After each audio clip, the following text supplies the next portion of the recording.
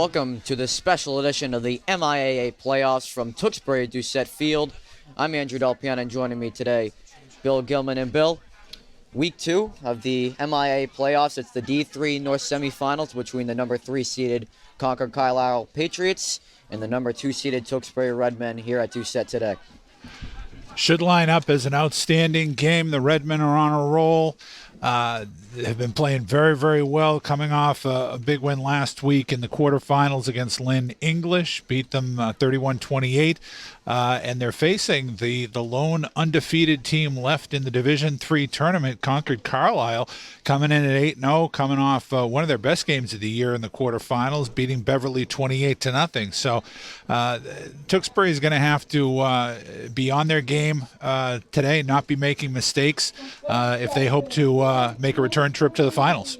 So this is the second meeting in 3 years between these two powerhouses, as back in 2017 when the Redmen won the D3 North, they took down the Patriots 42-7 here at Doucette, and it's going to be another revenge game for the Patriots as they come into Doucette and look for an upset against the Redmen, who have dominated the MIA playoffs for the last few years.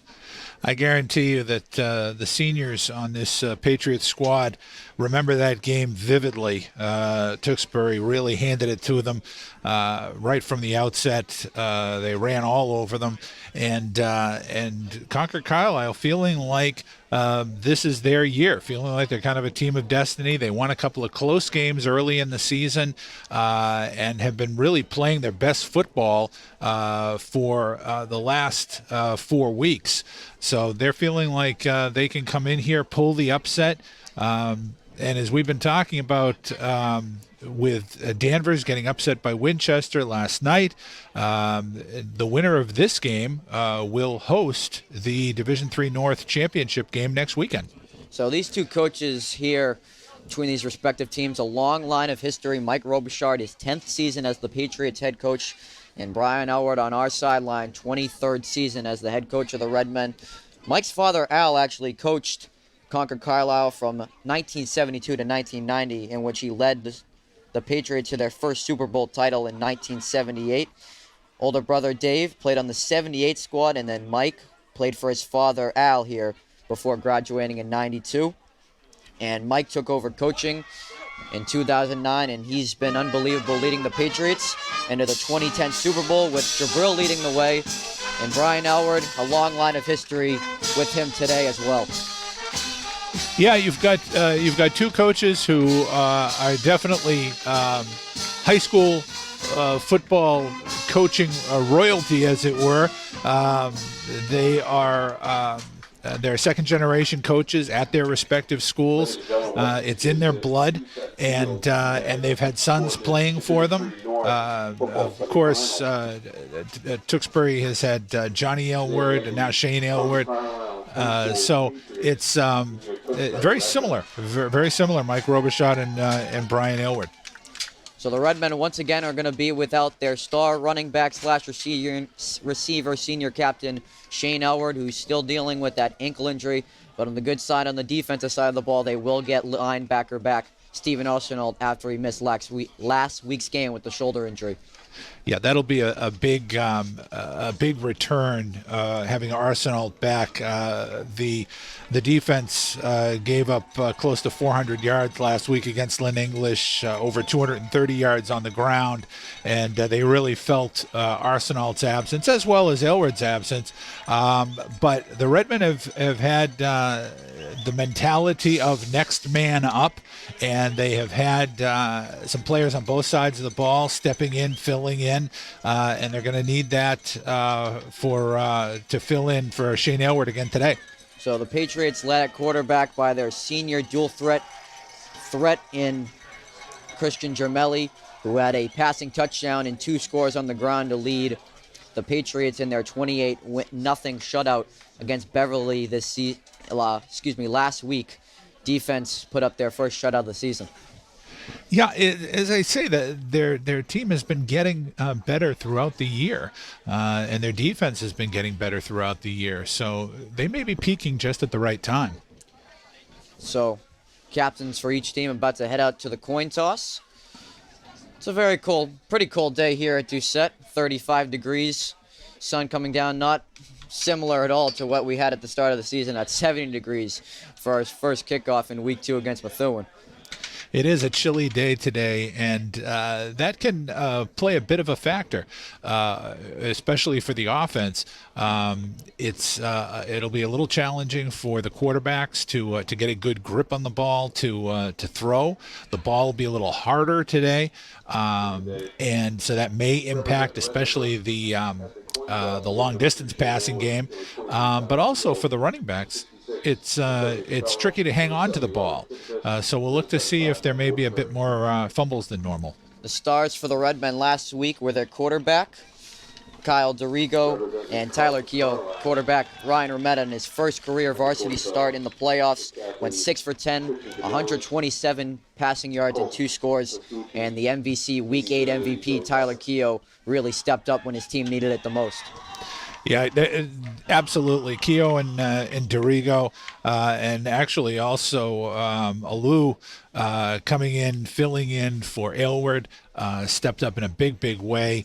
And we talked about Ryan Rometta. Would he shine in his first playoff game? And boy, did he step up! Two touchdown passes in the first half. So Tyler Keogh, as we said, the MVC Week 8 MVP of last week. 189 all-purpose yards, had a touchdown reception, and he had a 29-yard field goal and went 4 for 4 on his PAT attempts. And running back, as we said, Kyle Dorigo, he's with 499 rushing yards in the season, just one away from 500 as he leads the teams in touchdowns with 10.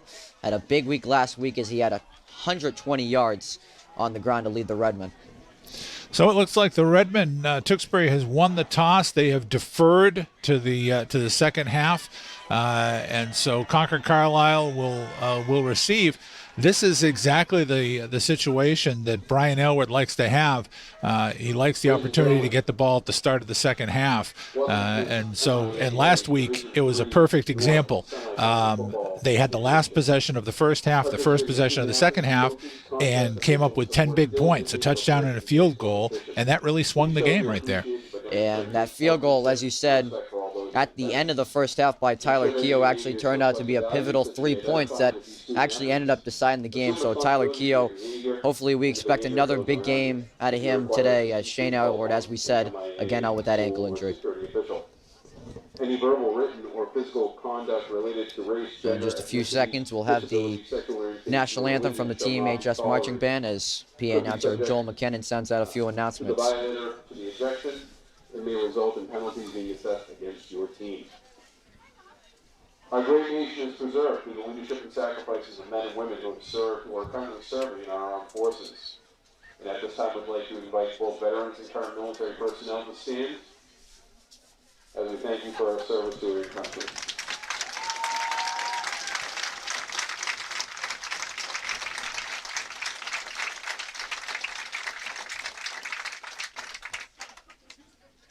And at this time, I'd like everybody to rise. Please do on behalf for the playing of our national anthem by the Tewksbury High School Marching Band.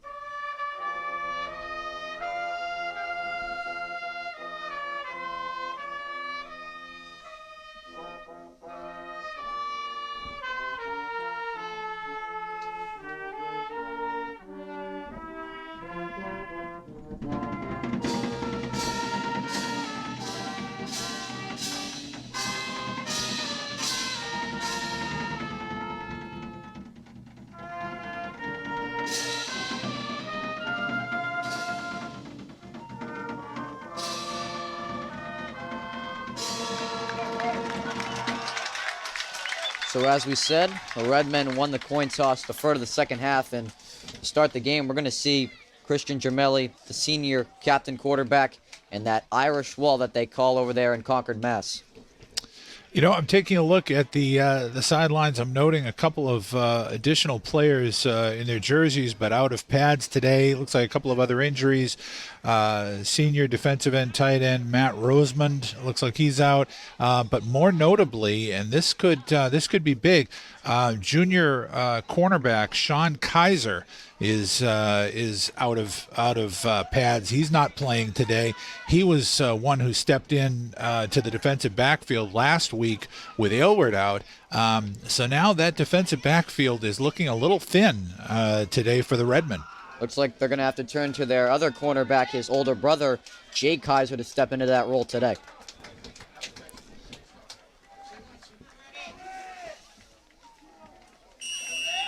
So Tyler Keogh will be doing the opening kickoff today.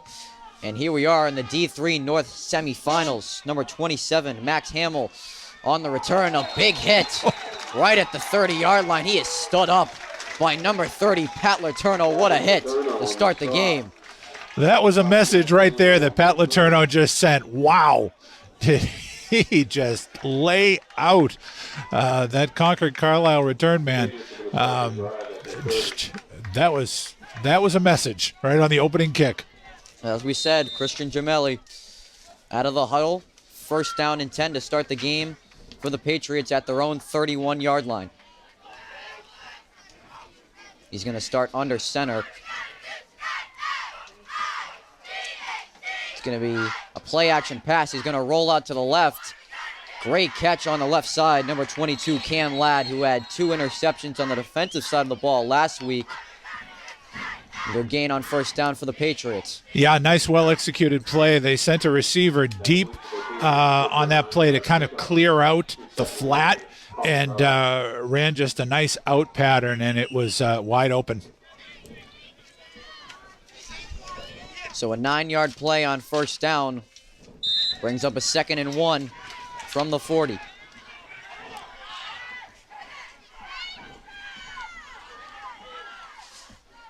It's going to be a handoff to the left side. Eddie Jolin brings the ball up to the 42, and that's going to bring up a Patriot first down, a conversion, and they're moving the ball just like that on 2 plays. Concord-Carlisle likes to set up with a wing back, get a lot of motion, try to keep the defense back on their heels. It's going to be challenging for the Redmen to stay at home, stay in their lanes to make the plays on the running game. 1st and 10 from the 42. And there's a fumble at the line of scrimmage, but Gemelli smartly picks it up. He's going to try to get around the edge, but a play that could have turned disastrous. Gemelli picks up a few yards to save the play. That was a veteran play by Gemelli. He did have the bad snap, or didn't get a handle on the snap, I should say, but he kept his cool. He didn't just pounce on the ball for the big loss. He picked it up and managed to make it a positive play. So after that, gain of 1 after the bad snap is going to bring up a 2nd and 9.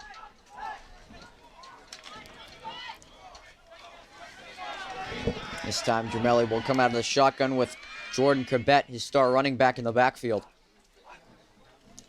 And it's going to be a play action. He's going to roll out to the right, still looking, gets away from the defenders, and it's over the head of Cam Ladd. Looked like his intended receiver.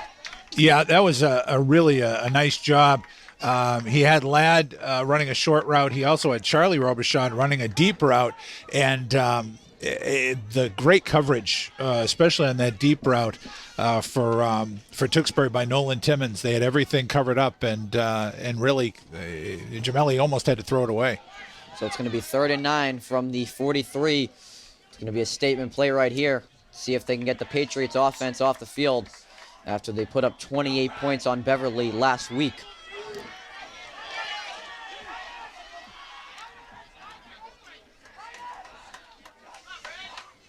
Gemelli. It's going to be another play action. He's going to roll it to the right. He's going to step up. He's going to have to run, and he's going to slide down at the 46-yard line. That's going to be a first down. Great play from the senior captain quarterback. Another nice veteran move. All of his receivers covered. He tucked the ball and ran. He knew where the first down marker was, and as soon as he got it, he just gave himself up. So they don't have a spy on the quarterback as they did last week. But they're going to have to keep a watch for the scrambling. Concord-Carlisle doesn't have as many design plays for the quarterback to run, but they're going to have to watch him scrambling out of the pocket. So that's going to bring the ball into the Redmond side of the field at their own 46. It's going to be a handoff up the middle. Jordan Cabet is going to get a gain of 3 or 4. Nice gain tackling by the Redmen. Brings up second down. Yeah, Cabet is another one of those big, strong backs. Keeps those legs moving, and you have to gang tackle him. You want to get that first solid contact, but then you need to have 2 or 3 guys bringing him down. Listed at 6'2", 230. He's featured back for the Patriots after he had a team-leading 80 rushing yards and a rushing touchdown in the win last week. So that's going to bring the ball past the 45 onto the 44 of the Redmen. 2nd and 8.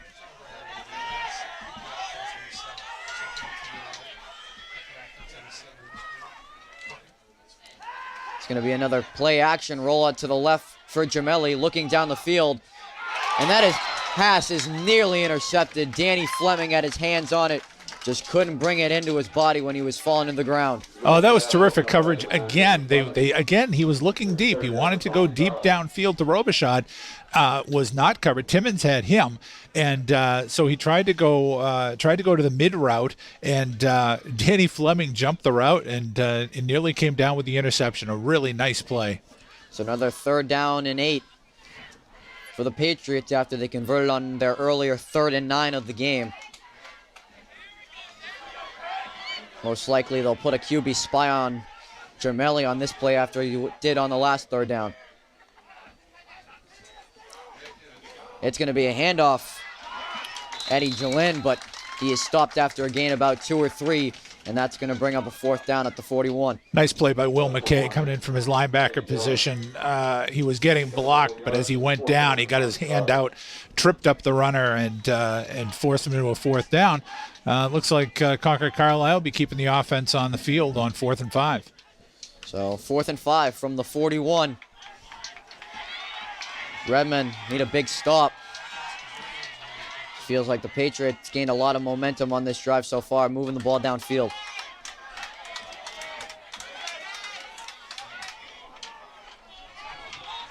Two receivers out wide. And a whistle's going to come in before the snap. And Mike Robichaud's going to use his first timeout of the first half. It was an interesting play call on that 3rd and long. They tried to go, maybe try to catch the Redmen napping a little bit with a little misdirection inside. But as we talked about before, the Redmen staying at home, staying in their lanes, and coming up with the big play. So now 4th down. Again, they Concord-Carlisle 4th and 5. They've got some options here available. You may see a run pass option. It wouldn't surprise me at all if at the first sign of an opening, if Gemelli tucked it and tried to head for the yard marker. So the Patriots offense coming out of the timeout. Again, 4th and 5 from the 41. 4 receivers out wide. Corbett and Gemelli in the backfield. Gemelli takes a snap.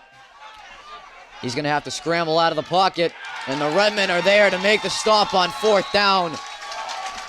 Looked like number 78, Dylan Chandler, off the edge. Yeah, yep, absolutely. Dylan Chandler and Riley Oth on there as well. Again, like we said, he looked for a receiver, didn't have him open, tucked it, went for it, and boy, they swarmed him this time.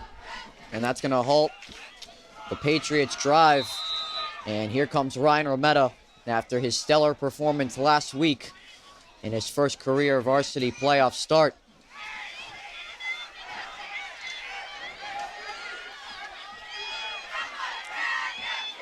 So ball marked at the Redmen 43 to start their drive. Rometta in the shotgun formation. He's going to bring Keogh across. It's going to be a jet sweep to the left side. Keogh trying to get around that corner there. He's going to take a hit off a Patriots defender. It looks like he's just going to be a yard short of the first down. They love running Keogh and Dorigo on those jet sweeps. It gives him a full head of steam as he gets the ball to head to the edge. A telling sign there was he was able to outrun the linebacker for Concord-Carlisle to the edge, and that may be a play that's open for them today if they're holding a speed edge. So 2nd and 3 from the Patriot 48. Rometta is going to come under center for this play.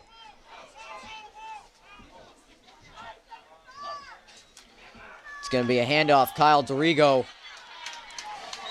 Looks like the Redmond offensive line was able to push the pile forward there. That looks like it's just going to bring up a 3rd and inches. Dorigo wants to pick up about 3 yards. The Redmond offensive line did such a nice job last week against Lynn English, both protecting Rometta and opening up some holes for the backs.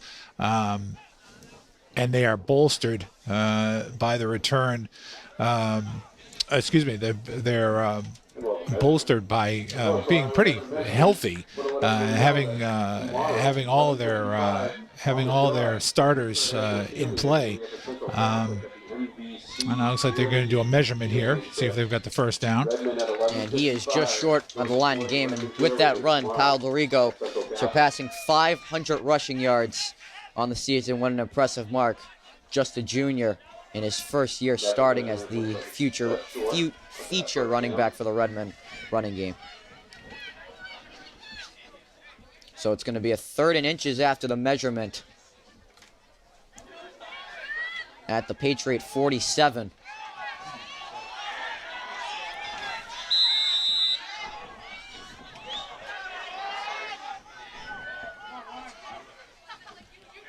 Handoff to Dorigo on this play. Tried to put his head down and get over the defender, but looked like he was just short of the line of gain. Number 42, Tim Hayes, on the hit to make the stop just short. They are going to call for another measurement. If he got it, he just got it, and it looks like he may have it by the length of the football. But a nice stop at the line of scrimmage.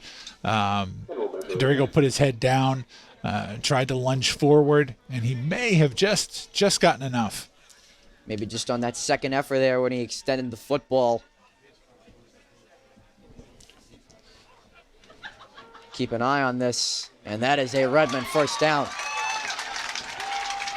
And Dorigo gets it over the line for the Redmond first down. So Kyle Dorigo showing that strength there to pick up a Redmond first down.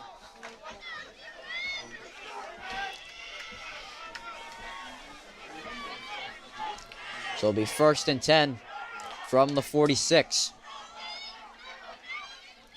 It's going to be a pitch play left side. Kyle Dorigo trying to get down that sideline. Good stop on the edge there. Number 32, Cooper Hill there to make the stop and push him out of bounds at about the 39. Dorigo again being able to get to the edge, pick up a nice gain on first down. It makes it so much easier when you can pick up a nice big chunk of yardage on first down. It gives you a lot of options on 2nd and short. You can go with play action. You can take some chances. So we'll see what they do here. So Dorigo with some strong runs early for this Redmond offense. 2nd and 3. It's going to be a handoff up the middle. Danny Fleming. Looks like he only got about a yard on that 2nd down carry. A little bit of misdirection trying to go inside, but Tim Hayes, linebacker for Concord-Carlisle, was having none of it. He filled the hole rather nicely. So that's going to bring up a 3rd and 2 from the 38. See if they go with another ground and pound here with Fleming or Dorigo in the backfield. It will be Dorigo on this carry. It looks like Antonio Capello just dragged Kyle Dorigo across the line of scrimmage and pushed him for a first down. Picking up a first down for Tewksbury. What a nice play. That's the first time we've seen a play like that, them running. That was, they had Robert Kimptis lined up at tight end and put him in motion as the snap came in. So what you had was basically another pulling lineman coming to the inside to open up that hole. Nice gain of 8 on third down. Brings the ball up to the 29. Handoff to Dorigo once again. Very shifty running back. He's going to bring that up to the 24. Same play again. This is interesting. They're having Kimptis, who's usually a guard on the offensive line. They're having him line up at tight end, and that was the same play on the opposite side of the field, where they had him line up at tight end, come in motion as the ball was snapped to open up the hole. So 2nd and 5 from the 24. Similar formation to the last few plays.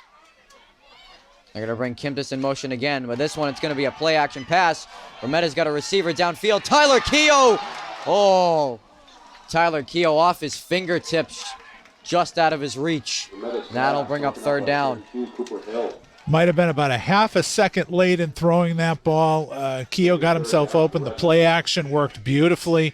And as you said, just off the top of his fingertips, just couldn't haul it in. A great play call, just Rometta just a little late on that throw.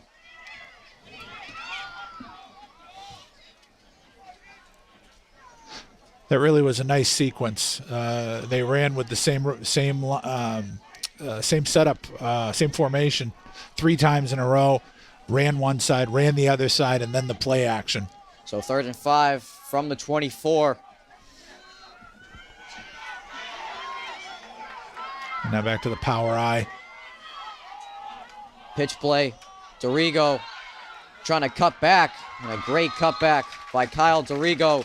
And he's going to pick up another Redmen first down. Kyle Dorigo picks up a first down for Tewksbury. One of the things that makes the running game so lethal for the Redmen is that the quote-unquote skill position players, the other backs, the wide receivers, just love to block. And in that case, it was Patrick Fleming who was leading the way. He came in motion and opened up the hole for Dorigo. So Redmen going with their very style of play of ground and pound, of just one passing play on this opening drive. Another handoff. Tyler Keogh moving over defender a little bit, picked up a few extra yards. That's going to get him to the 14. Well, you said ground and pound, and that's exactly what it's been, save for that one play action. And they've been going at them in every direction. They've been going at them wide. They've been going at them between the tackles, to the right, to the left. So it may seem as though it's run, but it's really been a wide variety of plays. So 2nd and 5 from the 14. Rometta's going to go back under center with Dorigo the lone back in the backfield. Motioning Fleming across the formation. Dorigo trying to get to the outside. Good stop there by the Patriot defense. Only got about a yard or two. Going to bring up a 3rd and short. Again, another new look, different look. This time, Timmons setting up at the tight end on the left side.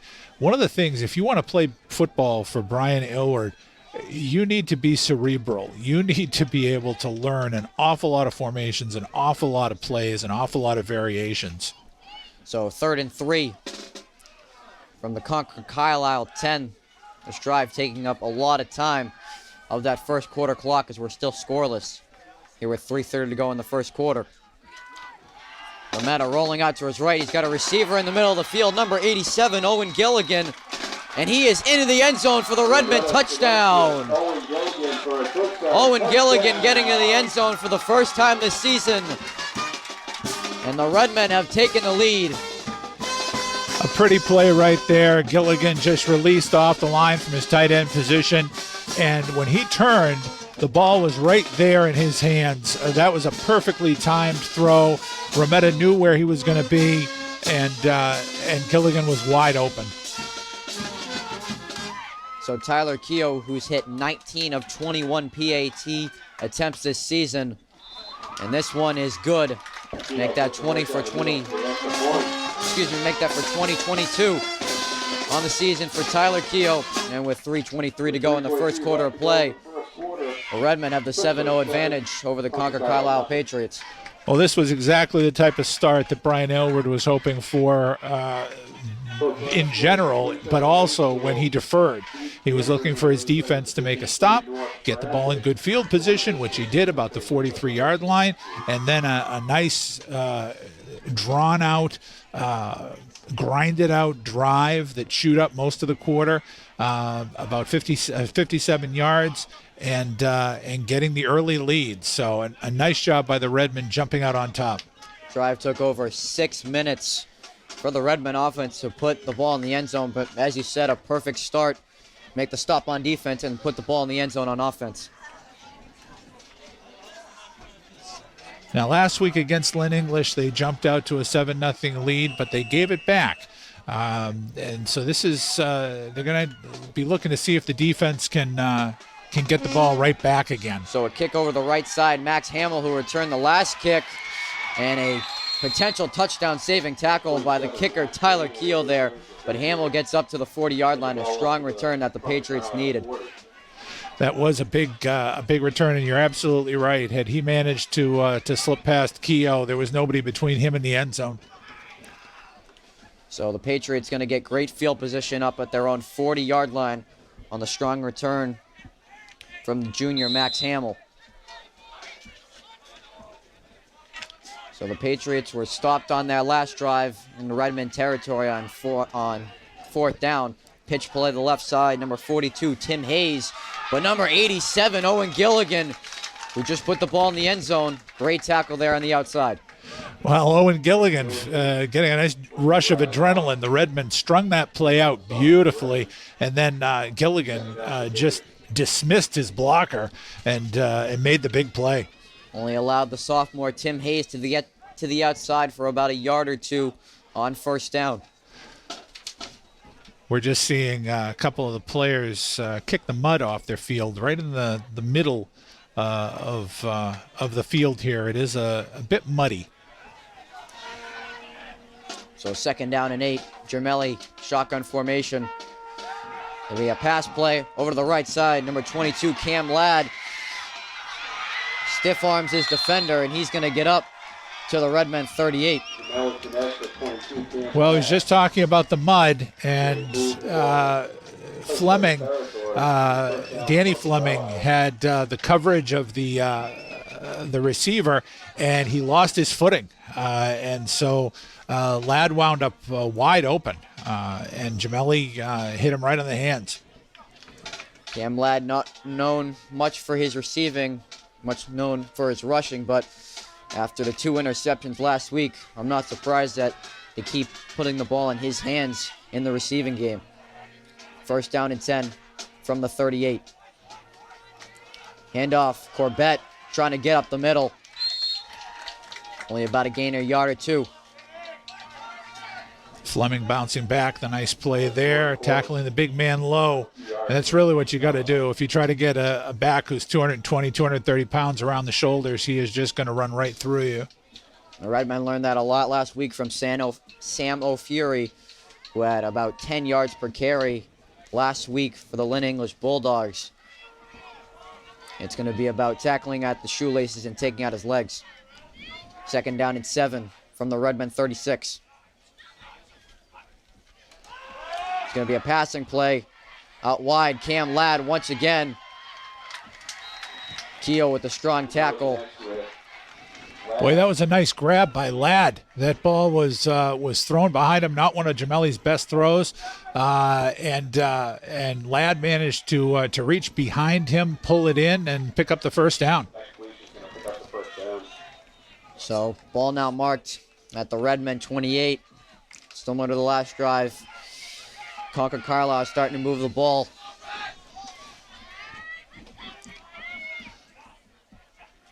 Gemelli taking the snap. It's going to be a QB draw. He's going to try to get to the outside, but Owen Gilligan there to make the stop and push him out of bounds. A designed run that time for Gemelli. Nice job covering it by Gilligan as time winding down here at the end of the first quarter. So 2nd and 8. Seems like Concord-Carlisle put in that situation a lot. 2nd and 8, only about a yard or two usually on their first down runs. This one's at the 26 of the Redmen.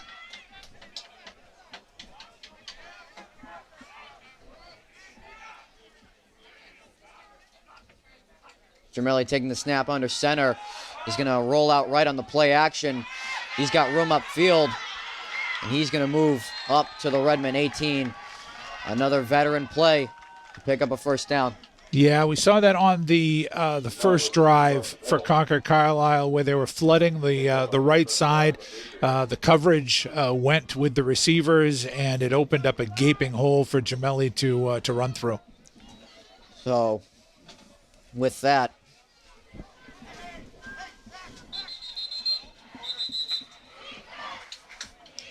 that's going to be the end of the first quarter. And after 12 minutes here at Doucette Field, it's the Tewksbury Redmen 7 and the Concord-Carlisle Patriots 0. Tewksbury is going to need to find an answer for that on that particular play. They're going to need to have somebody keeping an eye on Gemelli because when they send out 2 or 3 receivers on that side, you've got all the defensive backs going out there, so it's going to have to be one of the linebackers who keeps an eye on Gemelli if he decides to tuck it and run like he's done a couple of times.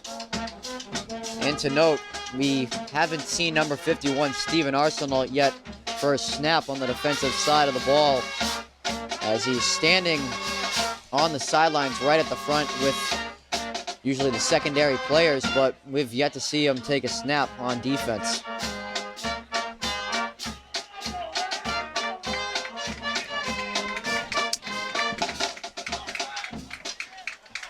You wonder if they might be looking to, as the expression goes, keep him on a pitch count and maybe just limit the snaps that he's in there for in this first game back. He looks like he's moving all right. He doesn't look like he's favoring anything. So we shall see. So that first down run from Christian Gemelli, 1st and 10 from the Redmen 13. Going to be a handoff to left side, number 22, Cam Ladd. Good tackle on the outside. Owen Gilligan there with Tyler Keogh to make the stop.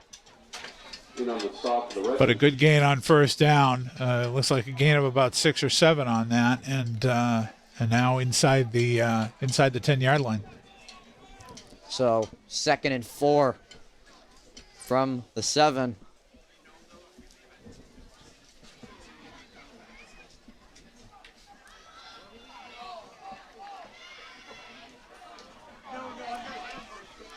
Patriots taking their time out of the huddle and getting to the line of scrimmage.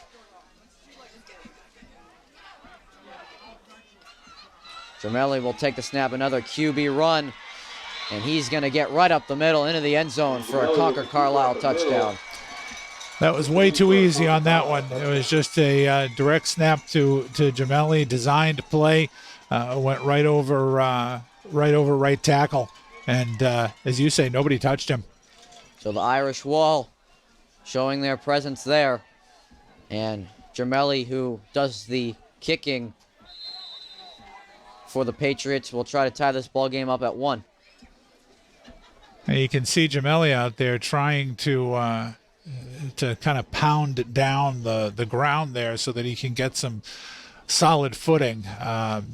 The ground in the middle of the field, basically from one goal line to the other, was very, very soft coming into the game. And, of course, as the game goes on, it's just getting softer. Let's see if that affects Gemelli's kick here as he went 4 for 4 on PATs last week. It's a high snap. And he missed it. He missed it wide left. And as we said, the ground was a problem on that one. And a minute into the second quarter of play, the Redmen still have the lead, but now it's 7-6. You never know when a PAT, when a field goal, when the kicking game is really going to come into play. Last week, Keogh was a perfect 4 for 4 on the PATs and had the field goal. Was 5 for 5 on his kicks, and that was the difference in the game. Now Keogh made his extra point. Gemelli missed his, so we'll see if that comes back to haunt Concord-Carlisle. But Concord-Carlisle answers back with a touchdown. But they don't tie the game is the most important part. So you see Gemelli lining up this kick in the green part of the field at Doucette. Yeah, and he had set up on the left hash mark for that extra point too, and he hooked it to the left. You wonder if it's almost just playing in his head a little bit about the field conditions. So it's going to be a sky kick over the right side. That's going to be number 84, Patrick Green, who's just going to call for the fair catch. Patrick Green is going to... You don't see that too often on a kickoff, but it is allowable. Just like on a punt, you can call for a fair catch on a kickoff. I think he was just very unexpected that the ball was coming towards his way. I think you may be right, because it went all the way across the field from the left side where Gemelli had lined it up, all the way over to the right side. So ball is at the Redmond 26. So they converted and put the ball in their end zone on the first drive of the game. Keogh across the formation, another jet sweep. Trying to get to the outside, spins off a tackle. And a play that could have only gotten 1 or 2. He gets a gain of 4.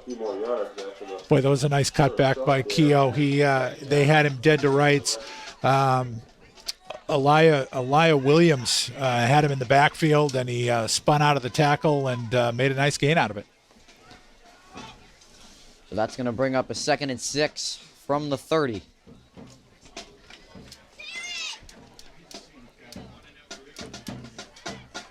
Now we see a new back in the backfield, number 5, Kalu'olu. Only had 6 carries for 51 yards last week, and he's going to get the call on this one. Kalu'olu, the big back, is going to get up to the 34, another gain of 4. Kalu'olu gives Brian Aylward that change of pace in the backfield, where a defense gets used to the quickness of Dorigo and Keogh, and all of a sudden now they're dealing with the big back, the strong back, the guy who's going to run north and south instead of east and west. And as we've been saying all year, Alou only gets positive yardage. 3rd and 2 from the 34. Handoff to Dorigo. Sidesteps at the line of scrimmage. And a smart play there. He's going to pick up a 1st down.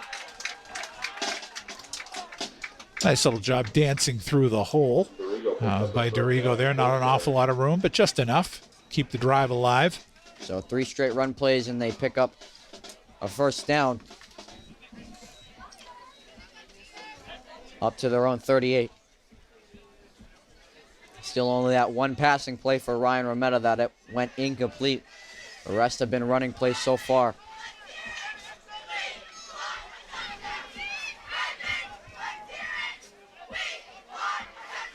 And another handoff to Dorigo, putting his head down and overpowering there at the line of scrimmage, number 50, Tom Grennan, to make the stop, gain about 5 or 6. Brian Aylward has got right now, and he makes quite a few changes to his offensive line during the course of a game, brings them in and out. But right now, he's got Chandler and Woodford side by side on the left side, and that is a lot of humanity over there. That is about 600 pounds of lineman right there. 2nd and 5, pitch play to Dorigo, trying to get a block from the outside, but he's going to be taken down by the back of his jersey. Only about a gain of 1. That was up to the 45. That was Tim Hayes for Concord-Carlisle. Had a hold of Dorigo's jersey and was just holding on for dear life until he had some teammates come and help him. It's only about a gain of 1, a very rare short play of yards from the Redmen running game.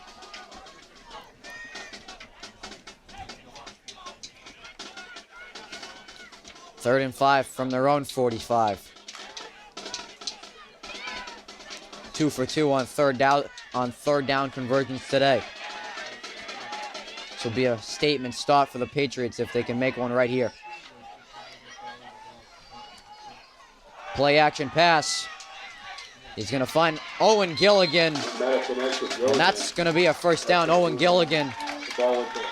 2 targets, 2 receptions so far, and both have been big plays for this Redmen offense. Nice grab there by Gilligan. The ball was low. Gilligan did not try to do too much with it. He didn't try to catch it and run, in which case he might have dropped it. He just hauled it in and rolled to the ground as he caught it, knowing that he had the first down. Nice job. So now on the Patriots side of the field, 1st and 10. Handoff, Dorigo. Tim Hayes there to make the stop. Gain of 2. Hayes is starting to get some penetration. They're going to need to account for him. He's starting to get some penetration from his middle linebacker position, and that way it just kind of blew up the play. It's hard to believe that Tim Hayes is only a sophomore. He's 6'1", 210 here at the roster sheet, but a sophomore fitting right in, similar to what Danny Fleming does for this Redmen team. Remetta's going to spread everyone out here on 2nd and 8. It's going to be a fake screen, and that's going to be over the head of Owen Gilligan. Good idea from Brian Elward, but just missed Owen Gilligan through the middle of the field. Yeah, they tried to get them to bite on the screen, a favorite play of the Redmen. The wide receiver screen, and tried to catch Gemelli, the safety, napping, but he actually had pretty good coverage on Gilligan going straight up the seam, and he didn't bite on the fake, but the ball wound up being overthrown. So another 3rd down for the Redmen, converted on all 3 of their 3rd down conversions so far. Obvious passing down, Remetta looking down the field, and he's going to have to take this one himself. But Patriots are there to close in on them and force a 4th down.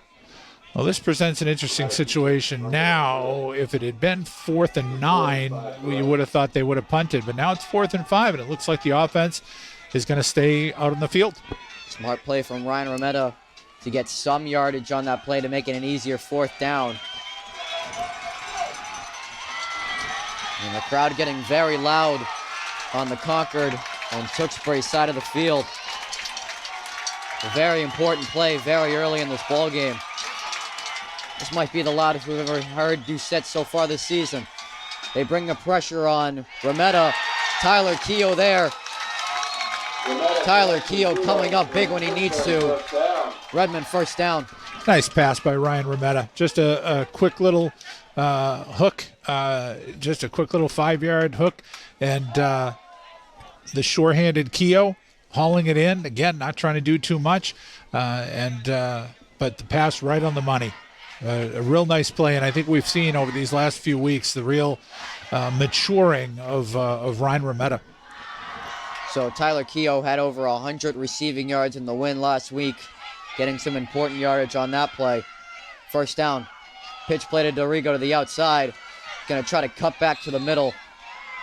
Patriots right there, though. Short gain up to the 29. Keogh loves to take the ball on the pitch or on the sweep, and he loves to cut back in. What you're seeing again, and we don't want to belabor the point, but you saw it again there. He goes to cut back in the middle of the field, and instead of that nice smooth cut that you normally see from him, he's kind of chopping his feet, trying to get his feet under him, and he just can't do it as quickly. So it looks like the referee signaling 4 minutes to each sideline. And that does appear on the game clock. Wow, this drive is taking a very long time, over 7 minutes of the 2nd quarter clock used so far, under 4 minutes to go in the 1st half. It's going to fake the jet sweep to Keogh. Olu, one of the rare times His first negative yardage play of the season.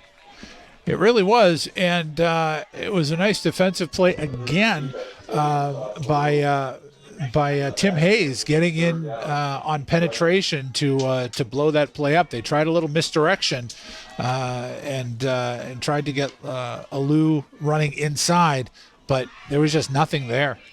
A loss of 3 yards, and that's going to bring up a 3rd and 11 from the Patriot 32. 3 minutes to go in the first half.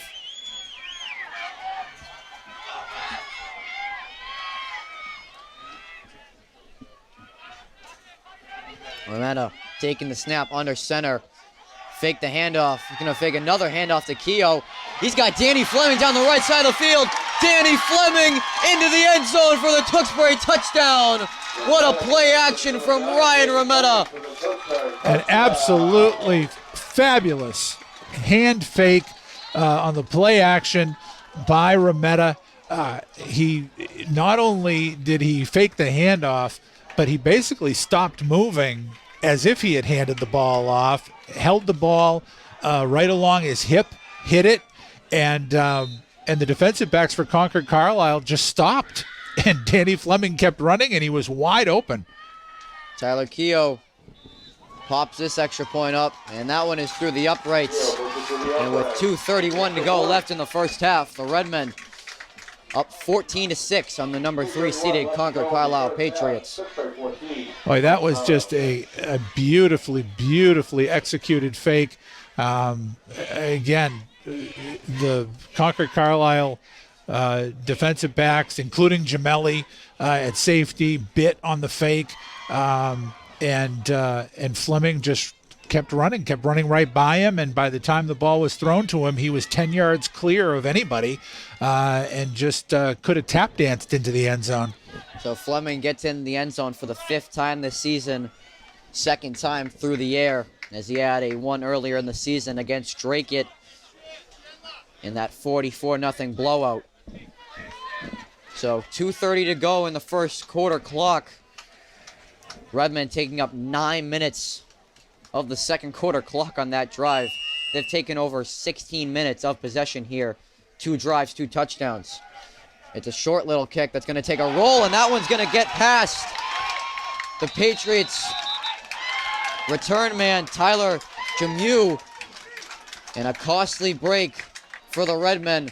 And the Patriots are going to be inside their 10-yard line at the 7. That was one of those when you do the squib kick, when you kick it along the ground, and it bounce, especially on a grass field, you can get a bad hop, and that was just an unfortunate hop for Jamu, but a great break for the Redmen, and they've got the Patriots pinned back. Let's see if they can make anything out there. I see Steven also not lining up at the linebacker position. Gemelli's going to take the snap on this one. And the ball is out. The ball is out. And it looks like the Redmen have fallen on it.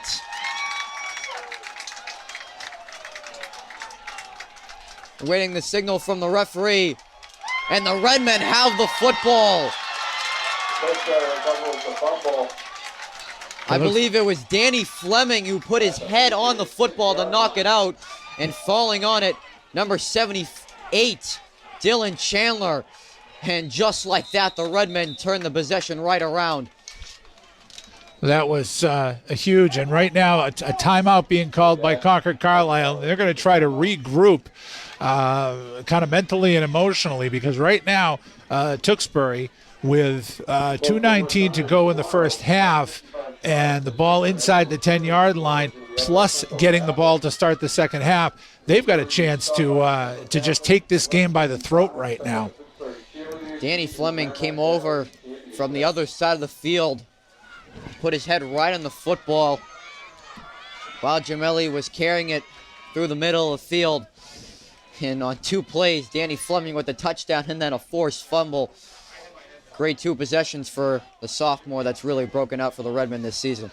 That was a huge play, and we talked about the fact that in the cold weather it can be a little harder to hold on to the ball, and especially when a guy like Fleming comes in and just whacks it right with his helmet. So first and goal from the 9. Handoff to Dorigo. And did he slip through that hole and get in the end zone? He did! Kyle Dorigo into the end zone for the 11th time this season. And the Redmen, just like that, under 15 seconds, they've put the ball in the end zone twice. Well, the Redmen have had 2 very long touchdown drives, and that was about as short a touchdown drive as you're going to get. And what a season Kyle Dorigo is having. His 11th touchdown for the Redmen. It's a low snap, but Rametta is able to corral it, but Tyler Keogh missed this one left. A rare miss from Tyler Keogh. So with that, 2:13 to go in the first half. Each team missing an extra point attempt, and it's a 14-point ball game. But a huge defensive play leading to the touchdown, putting the Redmen right into scoring position and taking advantage of the miscue, 2 miscues really, the misplayed kickoff return, which put them back inside their 10-yard line, and then the fumble right after that, and Tewksbury made them pay for it. So now it's a matter of keeping them off the board. And getting the ball to start the second half with a chance to really put the nail in the coffin. What a big turnaround that was in that short span of time. That could affect the rest of the ball game. So Redmen have the 20-6 lead. So we said 2:13 to go in the first half. Keogh, very similar kick to this one. This one's going to roll out of bounds. And that one's going to force the line judge to throw the flag. So, see where this ball went out. Looks like the referee is standing at the 25. Maybe it went out a little bit further up. See the referees are talking about it around the 35.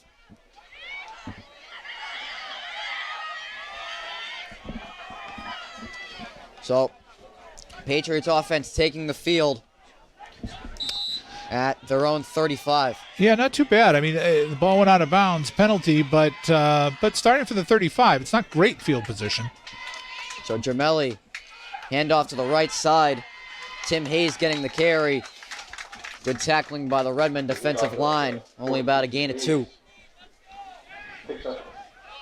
First carry for Hayes on that play.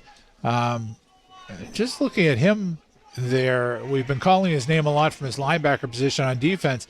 He's got a soft cast on his left forearm. It makes it interesting for him to try to carry the ball as a running back, but figuring he must be nursing an arm injury. So 2nd and 8. Gemelli taking the snap. Quick throw out to the right side. And that's going to be a first down pickup for the Patriots up to the 50-yard line. Making the catch on that one. Another number 1, Tyler Jamu. Nice pass by Gemelli. Quick little out. Just a little timing route to try to get out of bounds, stop the clock, and move the chains. 2 plays, 15 yards for the Patriots. Under 1:10 to go in the first half. Redmen send pressure. And Gemelli's going to escape out of it. He's going to slip off of that muddy middle of the field. He's going to get up to the 44 on the Redmen side. Wow. I thought Chandler had him wrapped up, and Gemelli stepped up in the pocket, managed to slide through the crowd and make a nice gain out of it. So Concord-Carlisle is going to use their final timeout of the first half. Interesting decision, especially if they want to put some points on the board here to end the second quarter. And they really need to. This is, they're only 2 touchdowns down. They're still in the game. But with the Redmen getting the ball to start the second half, and right now the Concord-Carlisle defense has not stopped Tewksbury on any of the drives. So it's really important for Concord to try to get some points on the board of some type before the end of the half. So as we said, they just used their final timeout. They have no remaining here in this first half. So clock will stop after any first down or if the ball gets out of bounds. So Redmen, you'd think they'd play sideline to sideline right now and just try to keep them in the middle of the field. Oh, absolutely. Yeah, and I'm sure that's what Brian Elwood was telling them. If at all possible, keep them in bounds. Don't let them get to the sideline. No matter what happens, keep that clock moving. So 2nd and 4 from the Redmen 44. It's a low snap. Gemelli's able to corral it. He's going to look down the right side, and that's going to be over the head of Tim Hayes. That's going to bring up 3rd down. Well, this presents an interesting situation also because there's still 48 seconds to go. Tewksbury has got all 3 of their timeouts left, and it's just going to be interesting to see what Concord-Carlisle does if they don't get the first down here. And if they don't get the first down, watch for Brian Elwood to call a timeout. So 49 seconds showing on the game clock, 3rd and 4. Going to be a jet sweep to the right side. Cam Ladd, he's breaking through defenders, running down the middle of the field, cutting back. And Concord-Carlisle's got to keep moving as that clock does not stop since they don't have any timeouts. Go forward. One would think they're going to look to spike the ball here. And they will spike the ball. So clock stopping at 30 seconds. But a big gain there from Cam Ladd. And that's exactly what the Patriots needed. It was exactly what they needed, and the Redmen kind of got a taste of their own medicine on that. That's that jet sweep to the receiver in motion. In this case, Concord-Carlisle uses the tight end or the wing back and not the wide receiver. But you give the back in motion, the receiver in motion, a chance to get the ball running full speed. And he made a nice cutback and picked up a huge gain of about 42 yards. 29. They were up at the. About 29 yards. Yeah, they were up at the 44. And now the ball spotted at the 15. Before that, Brian Howard's going to use his first time out of the first half. So this will give Elwood a chance to set his defense right now. It's the strategy has shifted from seeing if they can get the ball back to just keeping Concord-Carlisle off the board here. And again, 38 seconds to go. Second down, Concord-Carlisle can run the ball in theory. They've got enough time to run another play if they need to. But I think Elwood is setting up his pass defense here to make sure that nobody's left uncovered and to make sure that Gemelli is accounted for to make sure he just can't tuck and run. So after that spike, it's going to be a 2nd and 10 from, looks like they've marked the ball now at the 14. So that run by Cam Ladd is a 30-yard gain. So 2nd and 10 from the 14. The Redmen, as you said, trying to keep the Patriots out of the end zone. Try to make it interesting before the half. Gemelli coming out of the I formation. So very similar to what the Redmen did. Floater over the middle. Tipped by Kyle Dorigo. It's intercepted. It's intercepted. Number 89, Richie Markworth there. Off the Kyle Dorigo tip. And what a swing for the Redmen. And the Patriots are mortally demoralized now after that play. Well, you said it. It was exactly the same play that Tewksbury had scored the touchdown on earlier. The play action fake, 2 fake handoffs, and then holding the ball by his hip. But what a nice recovery by Dorigo. And then it was just a tip drill. So with that, 30 seconds to go. in the first half, and Ryan Rometta is just going to take a knee, and that's going to take us into the locker room. So at the end of one half of play here at Doucette, it's the number 3 seeded Concord-Carlisle Patriots 6 and the number 2 seeded Tewksbury Redmen. Fans, stay tuned for the halftime show with the TMHS Marching Band and the TMHS Cheerleaders. Phil Gilman and I will be back for the second half of action here from Doucette.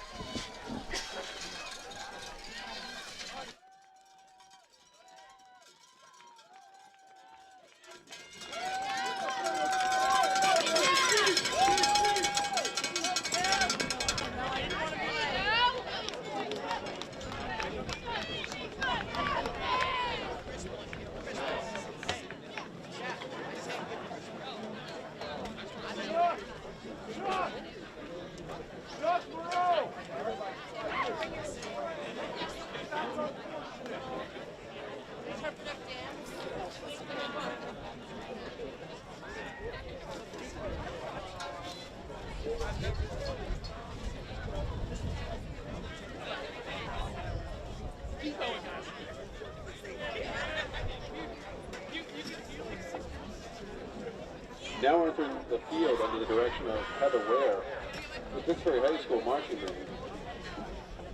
The marching unit made up of students in grades 8 through 12 and competes locally in the New England Scholastic Band Association circuit, where they came in second place last week in the championship competition. This year's production is supported in part by grants from the Tewksbury Cultural Council, a local agency which is supported by the Massachusetts Cultural Council state agency.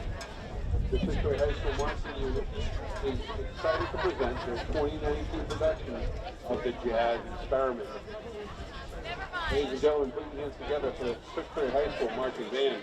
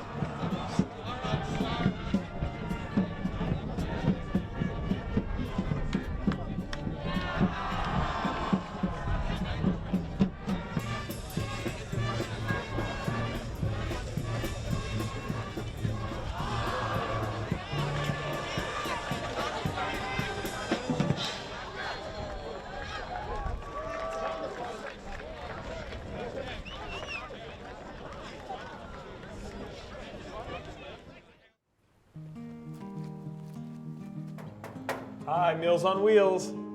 I'm Marco. I'm a college student, and I volunteer as a driver for Meals on Wheels.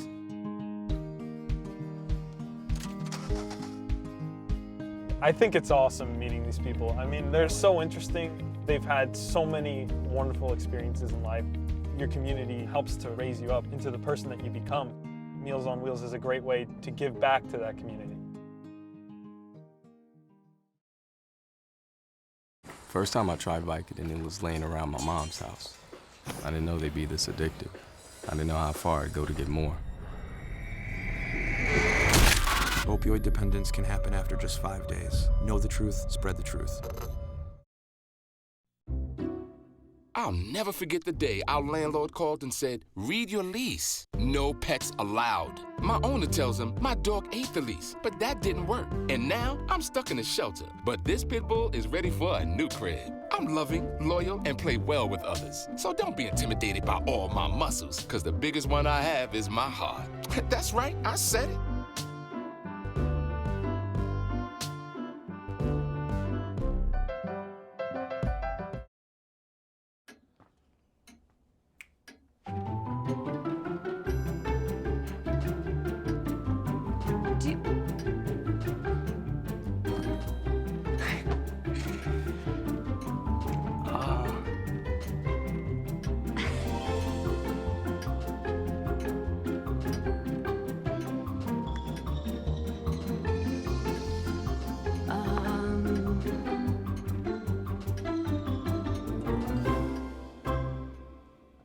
listen, you're my friend. I noticed you haven't really been yourself recently. Yeah, I feel like something's up. How are you? Are you okay? Is there anything you want to talk about? I just want to know how you're feeling. And listen, even if you don't know what to say, I'm here to talk. No matter what you're going through, I just want you to know I'm here. I've got your back. When you want to talk, I'm here.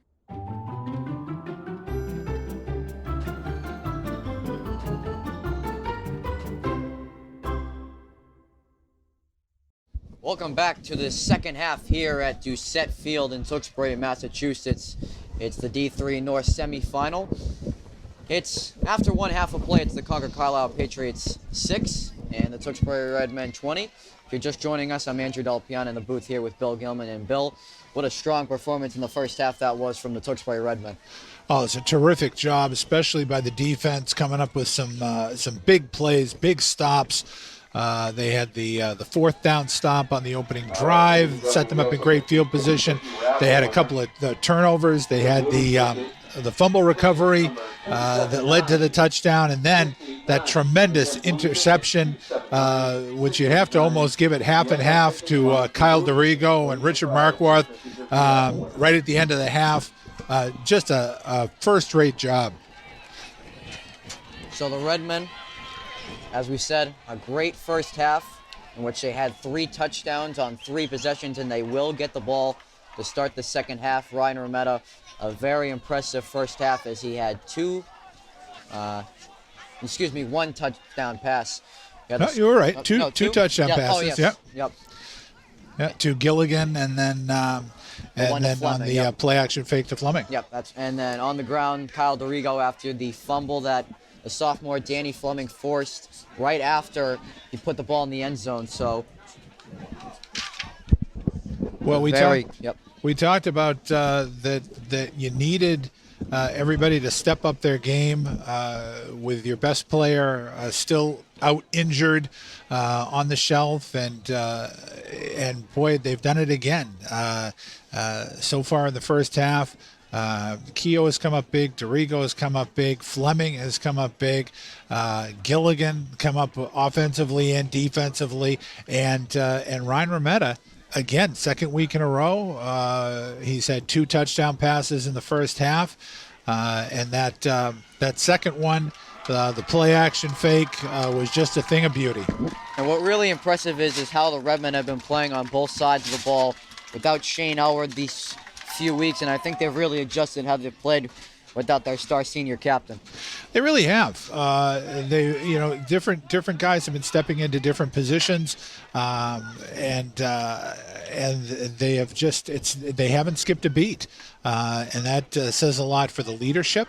It says a lot for Shane Elward's leadership on the team, where he's not moping around. He's still being a leader. He's still being active.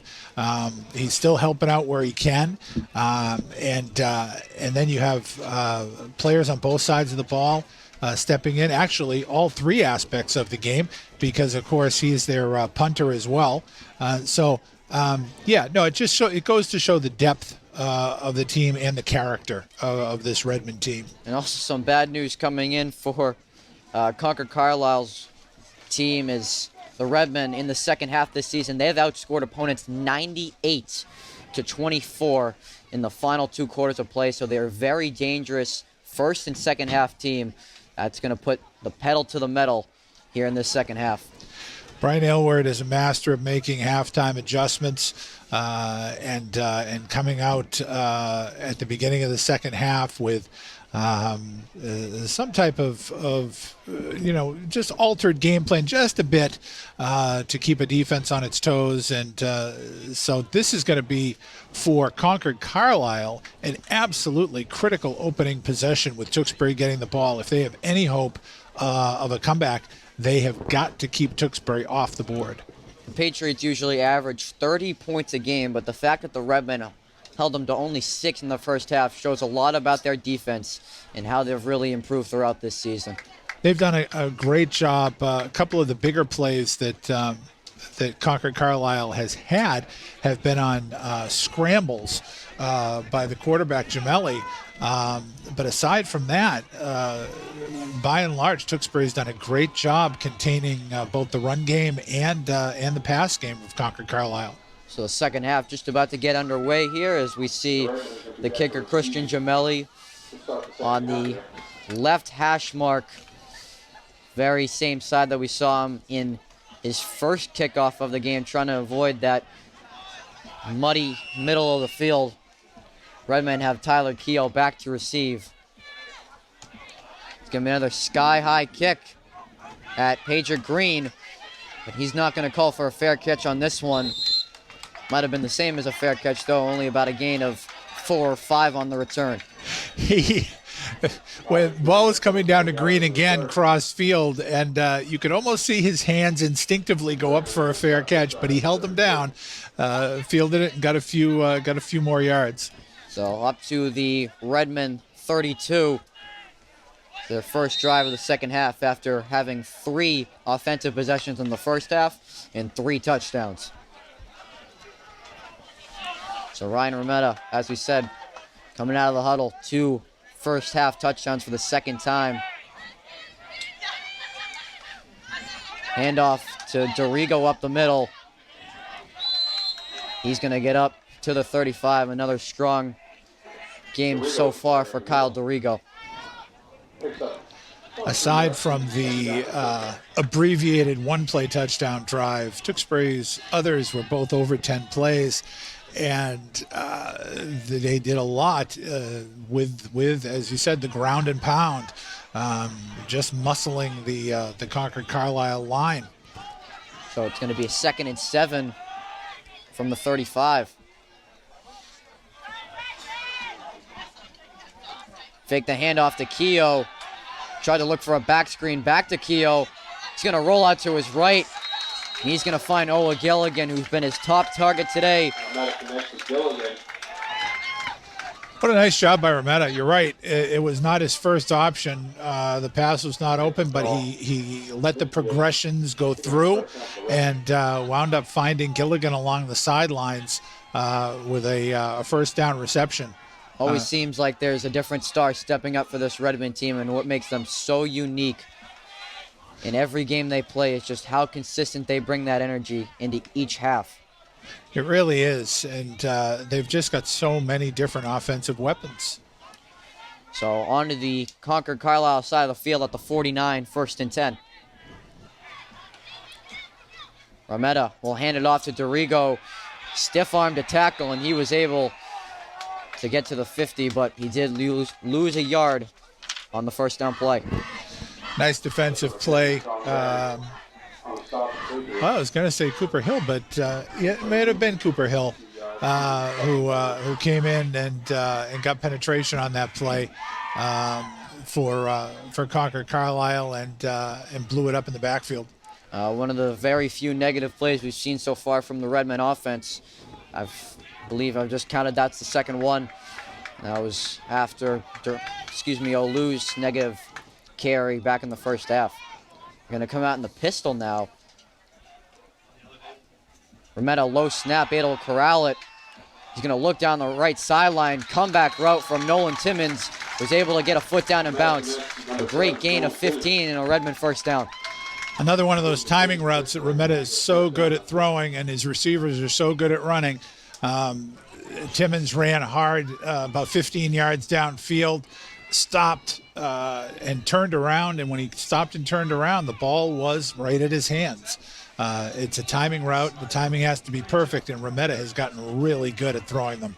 Looked like the referee marked it a little behind of what the initial, when Nolan Timmons went out of bounds, marked at the 37, gain of 13 on that last play. Pitch play to Dorigo, trying to get to the outside, but good run defense there from the Patriots, only about a yard. Tim Hayes again coming in on the to make the initial hit. The backers for Concord-Carlisle are doing a nice job now on the outside runs, kind of shooting the gap and making initial contact in the backfield and slowing down the Tewksbury runners. So Redmond drive is at 2 minutes and 30 seconds so far to open the third quarter. They are currently in a 2nd and 9 from the Patriots 36. Olu's going to get the call on this one, trying to barrel his way through the offensive line. Garkey pushed forward there for a gain about 3 or 4. He picks up a few yards from the 3rd down and 5 for Redmond. Tewksbury likes to be, I don't want to say cute with the running game, but they like to use the misdirections. They like to have a lot of motion. But it seems like some of their biggest success against Concord-Carlisle has just been coming straight at them, letting their offensive line just get a fire off the line and get what they can get. And I think that's really helped them today off play action when Patriots are expecting the run and then Rometta flings it over them. It's going to be a handoff to Olu. He's got a hole on the left side, but he's going to be upended by number 53, Aiden Daly, who's part of that Irish wall on the offensive line. Olu picks up a few more yards. Olu Down to this side. is going to be about 2 yards short of the first down marker. That's going to bring up 4th down. Well, big play here for the Concord-Carlisle defense to try to get off the field, to try to stop Tewksbury for the first time today. This would be a big play if they are able to halt the Redmond's momentum. Redmond have feel that dominated the entire game so far. 4th down and 2. Shotgun snap for Rometta. Looking, and he's going to be taken down. It's a sack for the Concord-Carlisle defense. Number 53, Aiden Daly once again. And a much-needed defensive stop for the Patriots defense out of the halftime break. Aiden Daly, the senior captain for the Patriots. But as you say, both sides of the ball, a standout. And boy, he just came barreling in that time on the blitz and came up with the big sack. So 7:40 to go in the 3rd quarter. As you said, much needed offensive stop for the Patriots. They're going to have the ball at their own 36. Shotgun snap, handoff to Corbett, who keeps pushing the pile forward. In a gain that looked like 2 or 3's, going to get about 7 or 8. You see a little bit of the adrenaline rush of that defensive stop for Concord-Carlisle. Now feeling like they've got an opportunity to play themselves back into this game. So 2nd and 4 from the 43. Handoff to Corbett once again. Looks like he's just going to dive forward for the Patriot 1st down. Up to the Concord-Carlisle 47. Corbett not trying to do too much on that play, just trying to get the 1st down. He was able to just dive forward for it and move the chains. So the Patriots coming out in the same formation as the last 3 plays. This one's going to be a passing play, though, for Gemelli, rolling out left. It's going to be a lob pass down the left sideline, and that pass is caught. Tyler Jamu over Tyler Keogh, and what a big play for Concord-Carlisle, just like that, a gain of 34. It was a tremendous catch. The ball was right there. Jamu went up and literally reached over and maybe even behind Keogh's head, and Keogh might have made the play or even an interception, but he never turned back to face the ball. Now at the Redmen 17-yard line, a low snap that Gemelli's able to corral. Corbett will get the carry. He'll get up to the 14-yard line, gain of 2. Nice play again by Gemelli on the bad snap. We've seen that a couple of times, and he's had the presence of mind to keep the play going. But it does put Concord-Carlisle into a 2nd and long. It feels like it's really alive, their sideline and their crowd back into this ball game. It doesn't feel like Concord-Carlisle is trailing by just 14 points right now. 2nd and 8 from the Redmond 13. Handoff, Tim Hayes putting his head down. He's going to plunge forward down the sideline, and they marked him just short of the 1st down, or no, they gave it to him. That's going to be a 1st and goal. Looks like they're marking about the 6-yard line. So 1st and goal for Concord-Carlisle. A very quick swing of momentum here in this 3rd quarter. 5:15 to go. Handoff to Hayes. He's going to try to plunge for the corner, but Redmond there able to stop him. He's going to be taken down at the 2. Hayes has been playing a solid game on both sides of the ball. Hasn't had too many touches offensively, but plays hard, runs hard, and is and most importantly holding on to the ball. But it looks like down to about the 2. And start to look around at the Redmond defensive players, hands on the hips, tired on this drive. As Concord-Carlisle knocking on the door at the 2. 2nd and goal. Jamerly handoff to Hayes, and he is untouched into the end zone. And that is a Concord-Carlisle touchdown. Well, you really can feel, you said it, Concord-Carlisle was down by 2 touchdowns, but the way they were marching down the field, it didn't feel that way. That sack by Daly really was a huge momentum swing. Now Concord-Carlisle being able to pull within a touchdown, and it's palpable, the change in momentum. The sideline is silent on the Tewksbury side. All the energy has been sapped out of this team. Jamerly 0 for 1 on extra points today, but this one is through the uprights.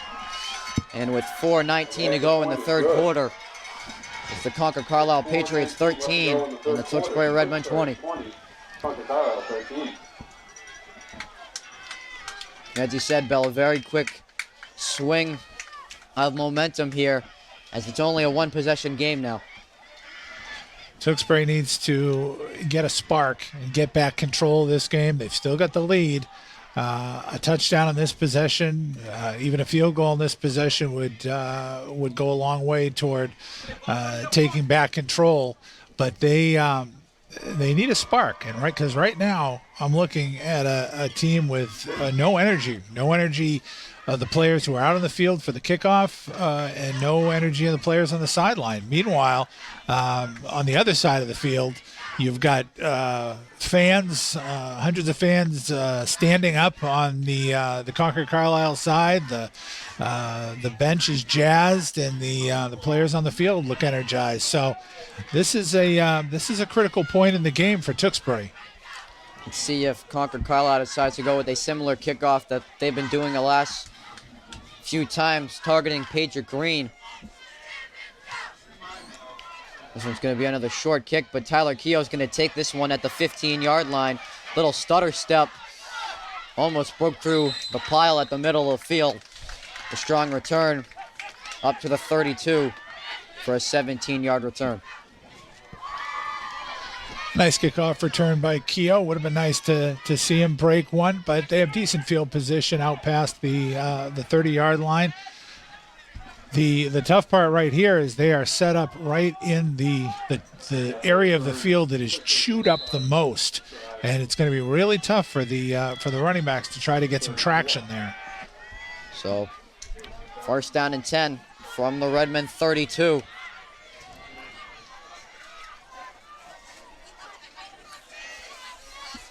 Meta handoff to Dorigo. There was a hole up the middle there, but it closed very quickly up to the Redmond 35, a short gain of just 3 yards. Nice tackle by Clark Stevenson, defensive tackle for Concord-Carlisle. Just right now, Concord-Carlisle playing with a boost of adrenaline. It remains to be seen if they can maintain it, but right now it's the momentum is all with them. In the first half, it was a story of the Redmond offensive line owning this defensive line. Not yet so far. So a handoff there to Dorigo once again. Another short gain up to the 38. 3rd down coming up for the Redmen. You may need to see, and right now it could be a passing down, but you may need to see Tewksbury go with some play action on first down or second down, because right now Concord-Carlisle is putting about 8 guys in the box to stuff the run, and they've been doing it fairly effectively in these first couple of possessions. So under 3 minutes here in the third quarter left. Redmond, 7-point lead over Concord-Carlisle right now. Shotgun snap for Remetta, rolling out to the left. Still on his feet, but no one was open downfield. Remetta holds onto the ball. Looks like he just got back to the line of scrimmage. Fourth down. No gain on the play. And fourth down for Redmond. See if they decided to bring out their punting unit, and they will. First time we'll see the punting unit for the Redmen.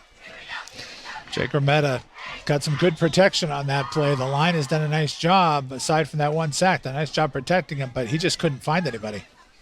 So Remetta is the punter since Elward's injury. Concord-Carlisle has 2 return men back. It's a high punt from Remetta. Fair catch is called at the 36-yard line. Catch is made by number 1, Tyler Jamu. And Concord-Carlisle back on offense. And it's a touchdown and extra point ball game right now with 2:29 to go in the third quarter. Absolutely not the way that that Brian Elward wanted to see this third quarter start, the second half start. The offense has been stopped twice now. They had scored on all 3 of their possessions in the first half. They've been stopped twice and have given up a touchdown defensively. So, again, the Redmen really need a spark here. Gemelli, pitch play to the left side to Corbett. Put his head down, but a good stop on the left side from the Redmond defensive line. Gain of only 1. McKay and Letourneau leading the way on the stop of the Redmond. As Will McKay. Yep, go ahead. Oh, no, I was just going to say that, as you say, McKay, the Tewksbury run defense has done an excellent job on Corbett so far. So only a gain of 1 on that first down run from the junior Jordan Corbett. So 2nd and 9 from the Patriot 37.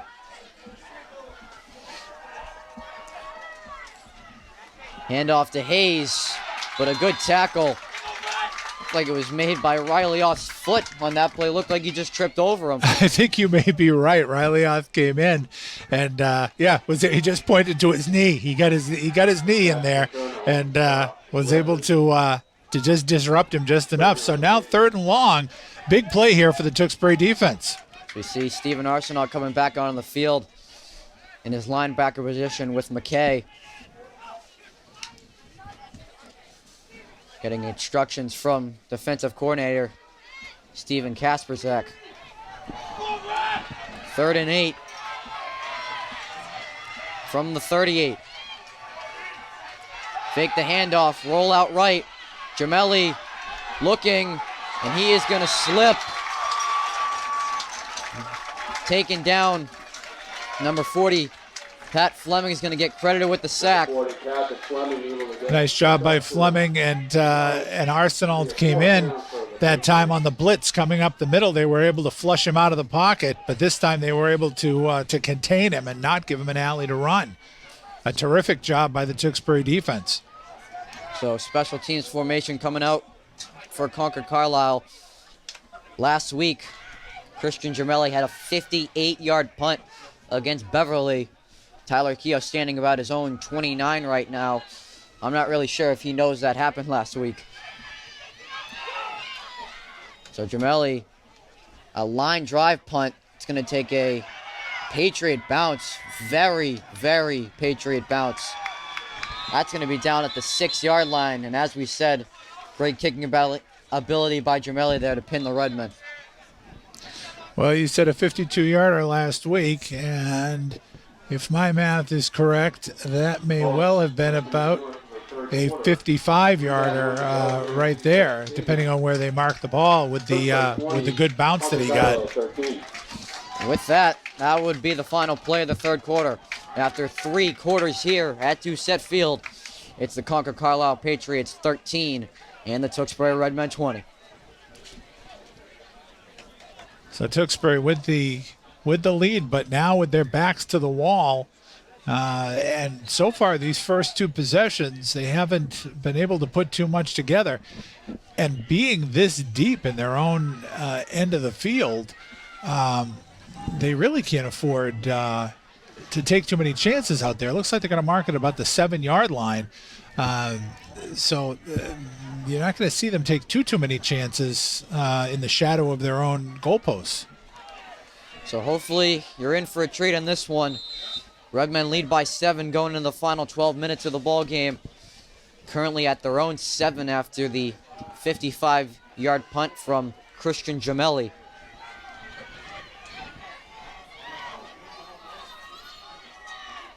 Dorigo will get the pitch play on this one.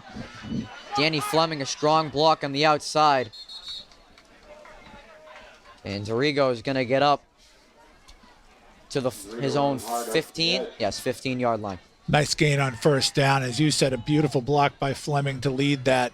We've been talking about the skill position blockers, the wide receivers, the other running backs, and they all do a terrific job opening up holes for each other and leading. Every one of them can be a lead blocker. Gain of 8 on first down will bring up a 2nd and 2 from the Redmen 15. A nice gain to get him out of the part of their own end zone. Handoff to Dorigo once again. Sidesteps the defender. Oh, that could have been running for days, but a good tackle there by the Concord-Carlisle defense. But a strong game from Dorigo once again. Great job by Dorigo. Two handoffs to Dorigo, and they're out of trouble, out beyond the 25-yard line. So that was a tremendous job by Dorigo and a tremendous job by the offensive line to open up some holes. That could have broken up for even more. If he escaped out of that third broken tackle, he still could have been running. Absolutely. Nevertheless, Redmen at their own 26, 2 plays. They pick up 20 yards. 1st and 10. Jet sweep to Keogh. But 53, Aiden Daly, calling his name once again, was not fooled by that play at all. No, Daly slipped his block right at the line of scrimmage, and Dorigo pretty much ran right into him. Oh, that was Keogh on the... I'm sorry, Keogh pretty much ran right into him. So a loss of a yard back to the 25. 2nd down and 11.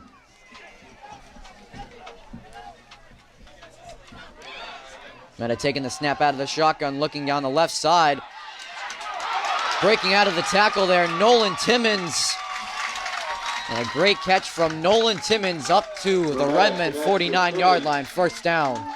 Great route run by Nolan Timmons. Again, a nice little hook. The ball was there when he turned around, and then breaking the tackle to turn what had been just a nice little play into a 1st down play near midfield. Again, Rametta executing those short pass plays very well so far. That's why his completion percentage has been so high this season. 1st and 10 on their own 49.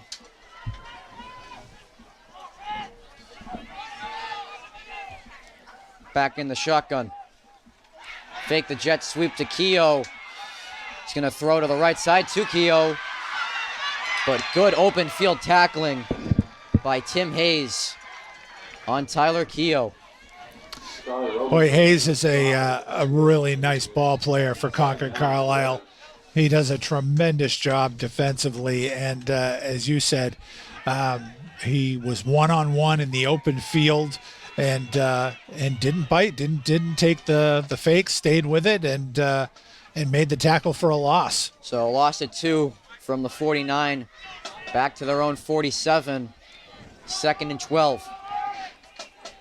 1st down markers currently at the 42.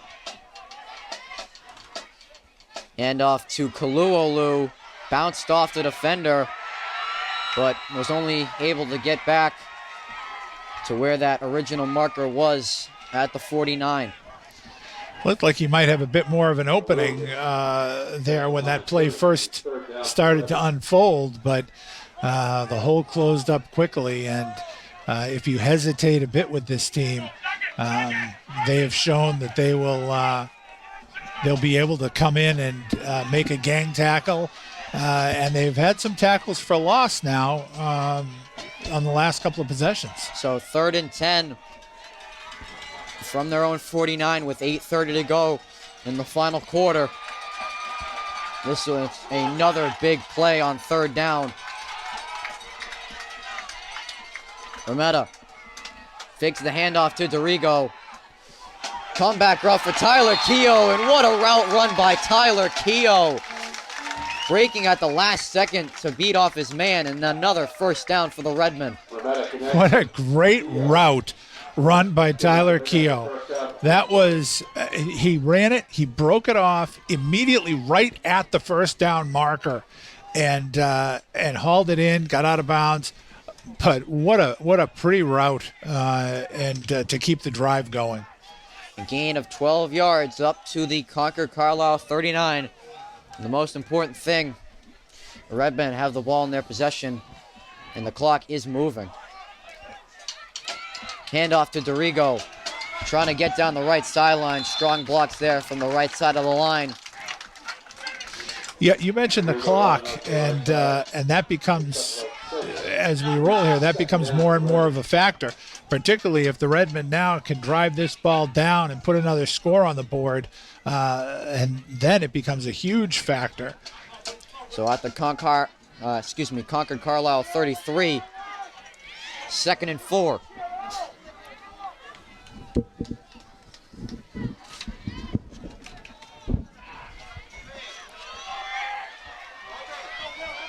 I wouldn't be surprised if the Redmen just decide to stick to the ground and pound right now and just keep that clock moving. Meta back in the I formation. Handoff to Dorigo once again. Slipped off this tackle, sidesteps a defender, still on his feet. What a run by Kyle Dorigo. All the way up to the Concord-Carlisle 13-yard line. Another Redmen 1st down.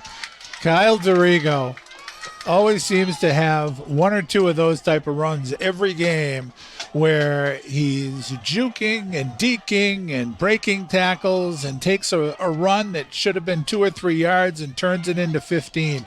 What a terrific run, and it is just a lot of fun to watch him play football. It's so great how much he's emerged this year as the Redmen star running back. And he's been so important in this team's success. Fake the pitch to Dorigo. Handoff up the middle to Danny Fleming, who fought off the initial stop, able to push forward at the 6-yard line. Good to see him bounce up. He took a shot to the head as he got taken down, but he looks to be okay. Fleming does not get a lot of touches every game, but it always seems like he makes the most of them, whether it's a touchdown or a 1st down, but he always seems to be contributing in some way. So 2nd and 2 from the Patriots 6. Redmen knocking on the doorstep and try to increase this lead late in the 4th. Handoff to Dorigo, spins off the tackle at the line of scrimmage. And whistle finally from the referee comes down at the 3-yard line, and he did pick up a 1st down on that play. Picks up another 1st down. Well, we said earlier in the half that we felt you could just feel the momentum shift to Concord-Carlisle's side, and now you can feel it shift back again. Tewksbury playing with energy, the line, the offensive line taking control of the game, and it looks like they're getting set to punch this in. 1st and goal to go from the 3. Dorigo getting the handoff once again, but the line of the Patriots closes in very quickly to make that stop. Like on the tackle, number 22, Cam Ladd. And Aiden Daly closing in the middle. I'm looking at Aiden Daly out there, who is just filthy on both sides of his uniform. He would be he'd be the type of player that John Madden would love. He is. Looks like he is the only player on the field with dirt coming all over him. He plays down in the trenches. So 2nd and goal. Moving Fleming in motion, pitch play to Dorigo. Fleming picked up the block, and Kyle Dorigo is into the end zone for the 2nd time today. 12th touchdown of the season for Kyle Dorigo.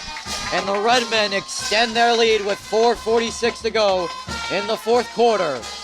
Boy, Danny Fleming again, the lead block over there. And you can't say enough about the work that he does. He does not get all of the publicity that some of these other skill position players do, but he always seems to come up with a big play, and he had the forced fumble earlier on defense, this time opening up the big hole for Dorigo to score the touchdown. So we see Rometta coming back onto the field, but not as the holder for the PAT. And before I finish my thought, the Redmen are going to take a timeout. Their first of the second half. Interesting choice. If they do go for 2 here, they've got the 13-point lead. If they score, it'll still be a 2-possession game. It'll just be right 15 points now instead of 14. And now I'm looking at Tyler Keogh. He's standing there with a T in his hand right now. That most likely would mean the PAT's coming out. So it looks like, yep, they're going to go for they're going to go for the kick. Yep, he just rethought his decision and wanted to take the smart play. Yep, and here comes Rometta and Keogh now out as for the PAT unit.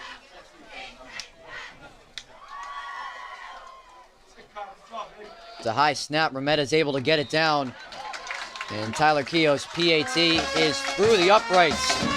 And with 4:46 to go in the final quarter of play, the Redmen up 27-13 over the Concord-Carlisle Patriots.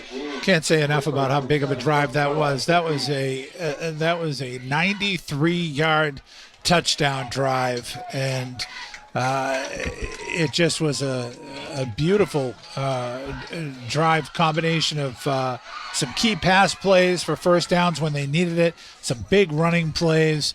Dorigo shouldering most of the load along the way, and right there, if the Redmen go on to win this game, that drive is going to be the drive of the game for sure. And as you said, that drive very important. Now puts the Redmen up by 14, forcing Concord-Carlisle to put the ball in the end zone 2 times now to even tie this game. I'm wondering if Aylward putting his 2-point conversion crew out there, he might have been trying to force Concord into a timeout.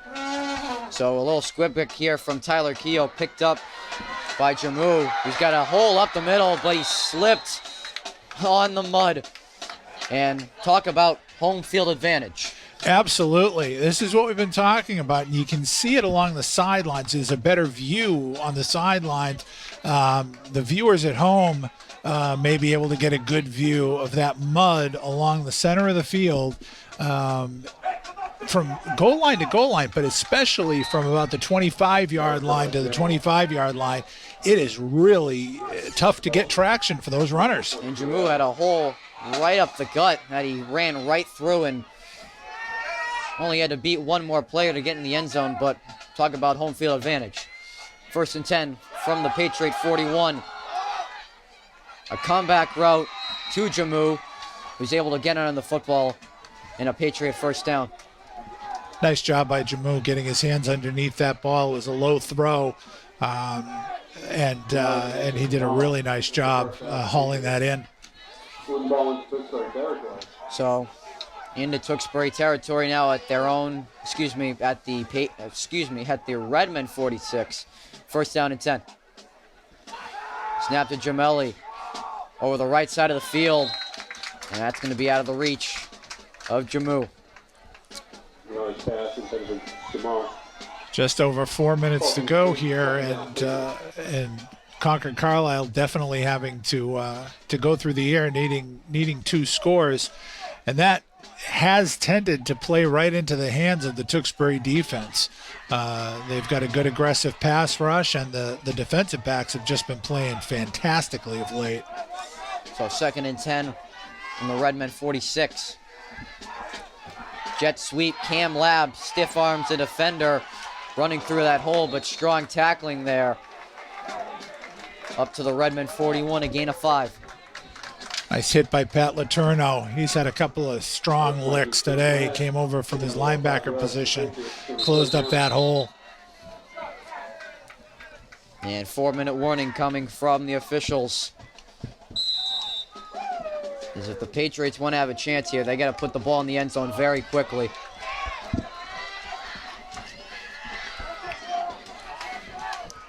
Third and 5. Direct snap to Gemelli. It's a QB draw. Looks like the line judge was marking him just short of the first down. 4th and 1. Riley Oth with a nice tackle on that play. And yeah, they're just a bit short, although it looks like the Concord-Carlisle coach has asked for and is going to receive a measurement. Yep. He wants to know how short he is, but it also gives him a bit of an extra timeout here. Yep, Mike Robichaud, he said calling for the measurement, giving more time to quarterback Christian Gemelli to draw up a play. Let's see what this measurement. And as the referee said, he's short of the first down marker. 4th and 1 for the Patriots.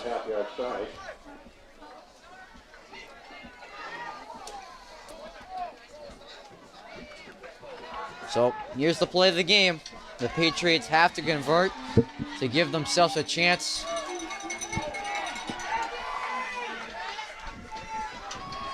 .3:30 showing on the game clock.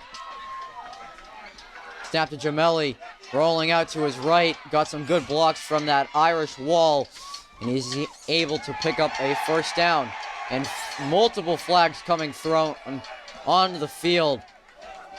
I wasn't sure what happened, but there must have been some sort of scuffle after the ball was dead.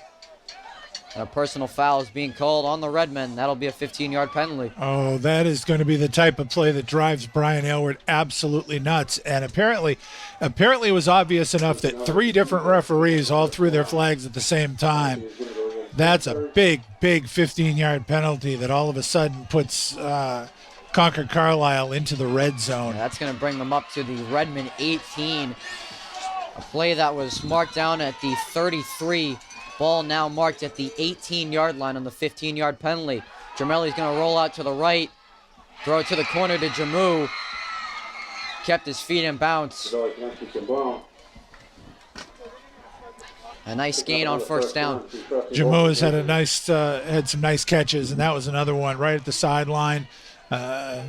Tiptoed, got both feet in bounds, and 1st and goal to go. So it looks like a 1st and goal from the Redmen 5-yard line. 3:20 to go in the ball game.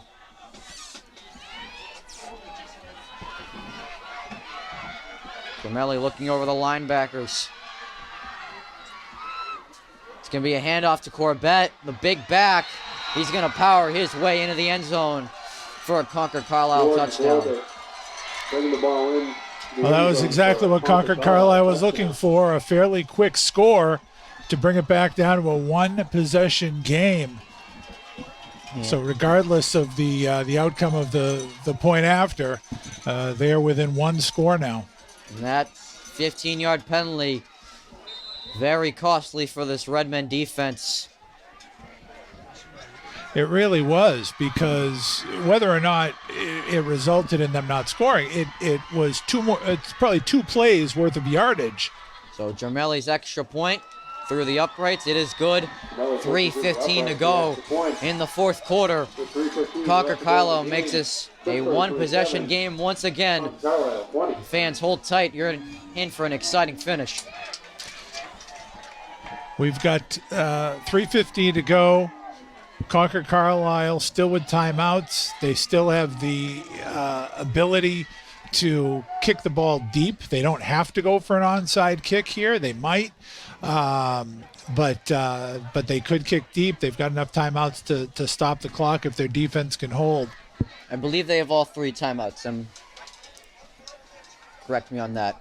I think you may be right. Yeah, I think it's Tewksbury just called their first timeout in that third quarter. So yeah, Concord-Carlisle has all 3 of their timeouts, while the Redmen just have 2. So if Concord's able to make 3 straight stops in their opening set of downs, then they'll be able to get the football back. Boy, that going back to that penalty, it was somebody who just lost their cool on the play, on the first down run, and it just was the type of mental mistake you don't usually see from Tewksbury. And they've played a pretty clean game. There haven't been very many penalties on either side. Line up for an onside kick. Goes through the legs. And it looks like the Redmen were able to fall on it after it went through the legs of one of the Redmen's return man. But coming out of the pile with the ball, number 22, Jake Kaiser. Jake Kaiser coming up with the ball. Redmond. So big play there by Kaiser. You're right. It was a beautiful onside kick and was live. Got through the up man, the front line, but Kaiser kind of dove in from his spot and was able to cover it up. So we're looking at probably a couple of first downs to try to run out the clock here. So ball is at the Redmen 37-yard line. 3:13 to go. Handoff to Dorigo. A big hit from Tyler Keogh, and that's going to bring a flag. And Dorigo gets up to the 45-yard line. And did you see that hit from Tyler Keogh? Absolutely dismantled his man, but that is a blindside block. Redmen not agreeing with that call. I thought it was a legal block from the side. And that's going to bring the Redmen back. That's a tough call because coming in from that side, it's designed as what's called a wham block. You're sealing off. You're coming in from you're coming in from the side where the ball is running to seal the pursuit. And it's by nature sort of a blindside hit. I think it was just because of the force of the hit. It may well have been. It may well have been. It was that's a tough call. That's a real tough call, and it puts the Redmen in a tough situation here of about 1st and 25. So that blindside block is a 15-yard penalty. The Redmen, very tough spot right now. Just a short little handoff to Danny Fleming, and Mike Richard running right on the field to call his first time out of the half. Yeah, the one advantage here is even if the Redmen can't get a first down, if they have to punt it away, they will force Concord-Carlisle to use all of their remaining timeouts so that when Concord's offense gets the ball back, they won't have any timeouts to work with. But boy, that's two big 15-yard penalties, and the first one may have been a mental mistake. That was just a tough call, and I think you're right. I think the jarring nature of the hit kind of got the referee's attention because it did not look like it didn't look like it should have been a blindside hit. I think it just looked like it should have been a clean block sealing off the edge. And just everyone in the stadium saw that hit, and I think that's just what the referee threw the flag on. It's just the intensity of the hit and how it just looked from field level. So Ryan Rometta now in the shotgun formation for 2nd and 22. It's going to be a passing play.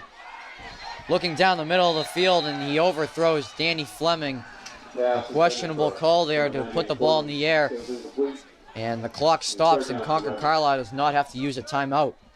No, that's definitely a break for Concord-Carlisle. Brian Aylward trying to catch the Patriots napping there, if they were expecting a run, trying to bring in a pass play. but the coverage was pretty good. The ball was overthrown, but the coverage was pretty good on the play. And now Concord bringing in an extra defensive back to kind of a prevent defense here. I think it was just so surprising how far back they are and how they decided to throw the ball on 2nd and 22.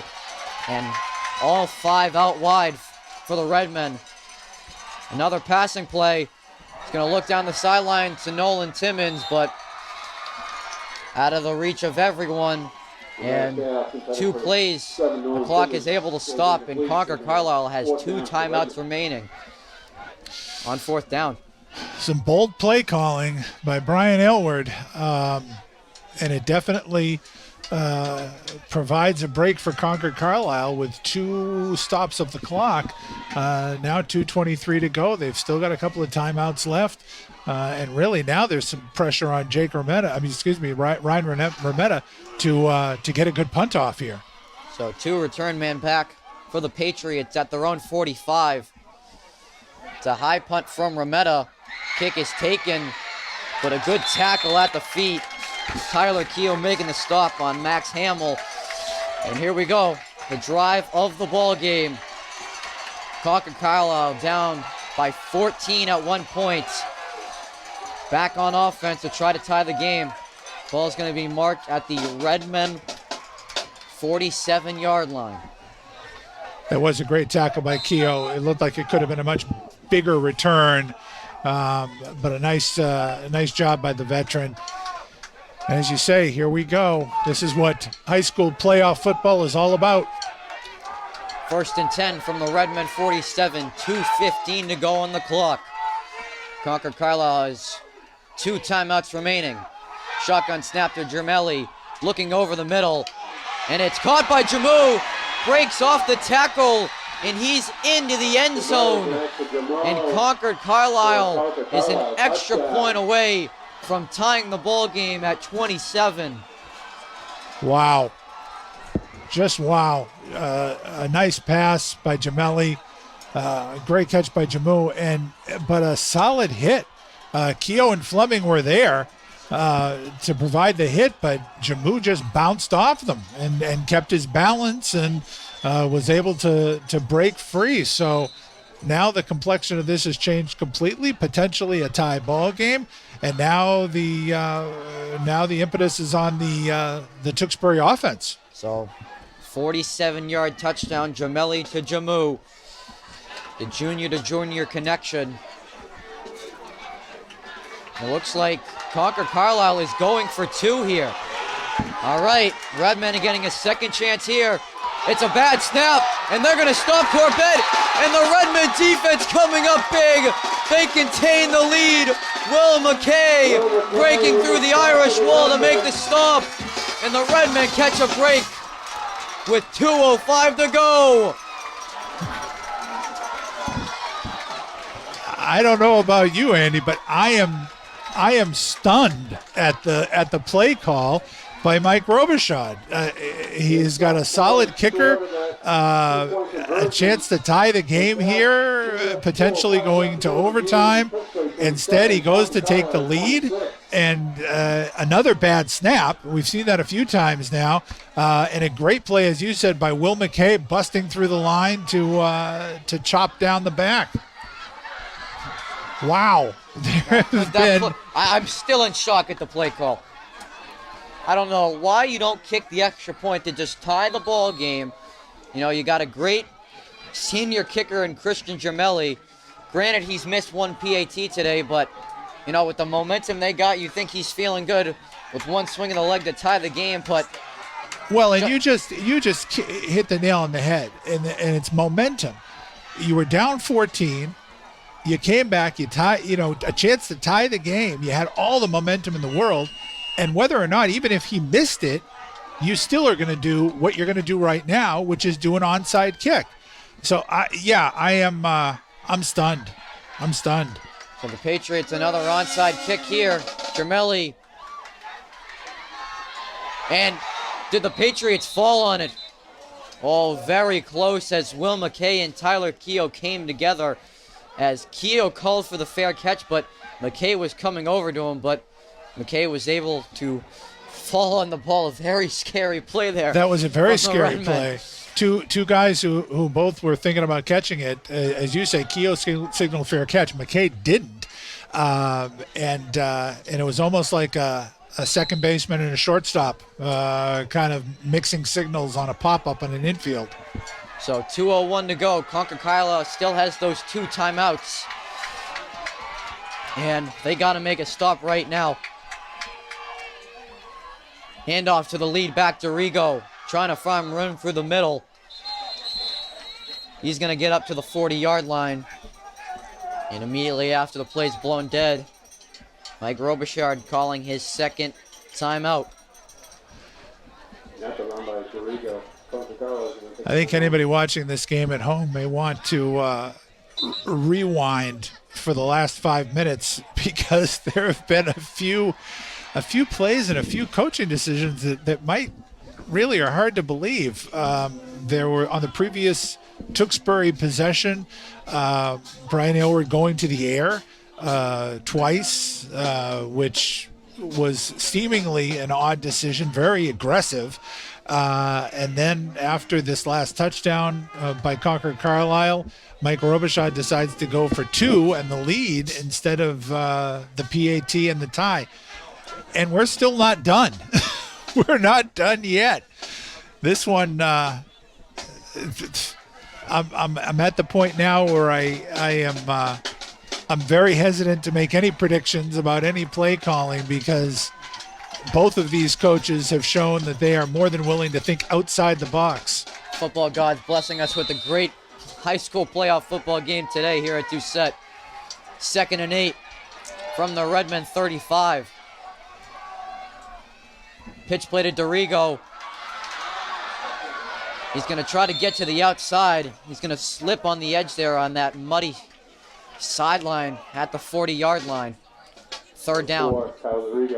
Did they mark him out of bounds there? They too? did. And Brian Aylward is trying to show that he says that Brian Aylward's trying to show the referee that he was down inbounds, but I think he's probably more angry at his running back for not going down clearly inbounds.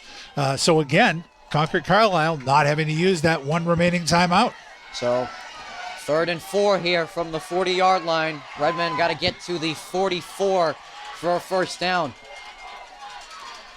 Handoff to Dorigo. Tried to get right up the middle. Only a gain of 2. And Concord-Carlisle's final timeout. The Redmen with some mental mistakes here to keep Concord-Carlisle in this ball game. They really have, between the penalties that they had earlier and that decision, or that play by Dorigo earlier to not get out of, or to not stay in bounds, to go out of bounds. It's just been some mental mistakes that you don't normally see from a Tewksbury High football team, and hopefully they can overcome them here and hold on for the win. But this 4th quarter has been very challenging for the Redmen in terms of keeping their composure and playing smart football. So ball is at the 41-yard line on the Redmen side of the field. It's going to be 4th and 3. You have to punt this football away, right? Oh, absolutely. Yeah. Because now Concord-Carlisle is out of timeouts, and you want to try to make the field as long as possible. You can't risk giving it to them here because the offense is staying on the field. Well, as I said, I should have stuck with my thing of not making any predictions. All right, here's the ball game, 4th and 3. Might have just been the hard count here. Yep, that's exactly what it was. They were just hoping Concord-Carlisle would jump and give them a first down, but good idea, though, by Brian Aylward. It was a good idea. It's certainly worth a shot to see if you can get somebody a little over-anxious to try to jump, and if it was, that would have been the ball game.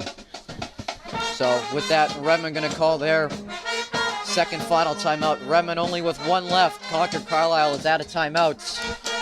1:39 to go in the 4th quarter. Man, this feels like an NBA game with how many stoppages we've had so far in the final 5 minutes of play.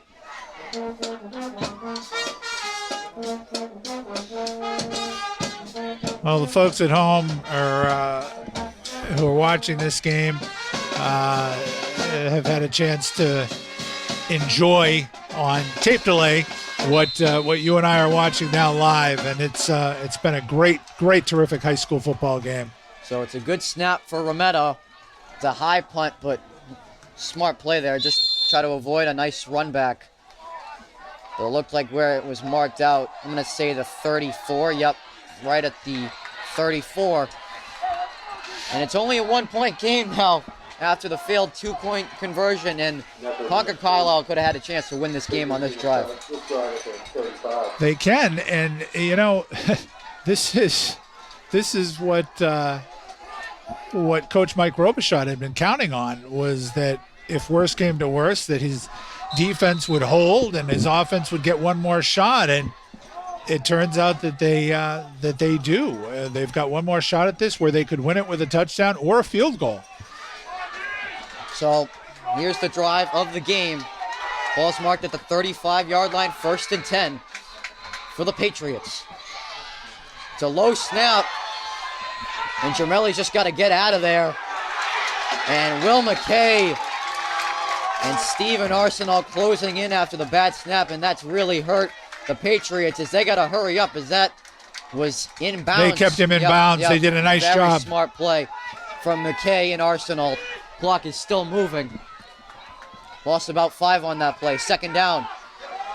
Jamelli coming off the edge. Owen Gilligan making the sack. What a game for Owen Gilligan. And the Patriots got to get back to the line of scrimmage. This feels like 3rd and forever now. Under 50 seconds to go in the 4th quarter. 3rd and forever for the Patriots. Jamelli dropping back, launching one over the middle. And it's caught. He held on to the defender. And number 22, Cam Ladd, able to come down with the ball. Cam Ladd's had a huge game offensively. Up to the Redmond 45, 1st down. And with that, he's going to give me a moment to take my breath with the QB spike. Well, we were just about to say that Owen Gilligan, who's played just a brilliant game on both sides of the ball, might have had the game-clinching sack there. But then a great play by Gamelli and to keep it alive. And Ladd, who's had several big catches, and was actually wearing a defender on that play, pulled it in to keep it going. 2nd and 10 from the Redmond 45. Shotgun snap to Jamelli. Bringing the pressure, number 40, Pat Fleming. All the way back at the Concord-Carlisle 47. The clock's still moving, 20 seconds. Jamelli, lots of time to throw, rolling out to his right. He's got to go. He's past the line of scrimmage. And he's going to run out of bounds and stop the clock. 8 seconds to go. Wow. Tremendous play by Pat Fleming. The senior coming in on the pressure right up the gut with a big sack. And I'll tell you, we call his number every once in a while, and we're always amazed. He is undersized up there on the defensive line, and boy, but he can get in there against some big offensive linemen and come up with big plays like that. So 7.8 seconds, probably time for maybe 2 plays here. And this is the loudest I've ever heard Doucette Field. Everyone in the stadium standing. 4th and 4, 8 seconds to go. Man, you got to feel like he's going to look for Jamu here on a jump ball.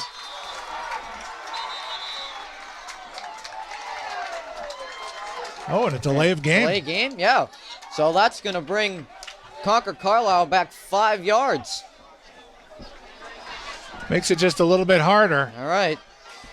But again, you could go on a quick out here, You might be able to get 2 plays if you can get one off within 5 or 6 seconds. It is 4th down. They do. Oh, that's right. It's 4th and 9. That's right, after the spike. Forgot about the spike, so this is it. So they have to convert. But, all right, 4th and 9 after the delay of game. Here's the ball game. Christian Camelli in the shotgun. It's a low snap. And the Redmen are there to make the stop. And the Redmen are going on to the North Final. The Tewksbury Redmen hold off another late comeback. And they're going to be hosting Winchester here next Saturday for a spot in the state semifinals.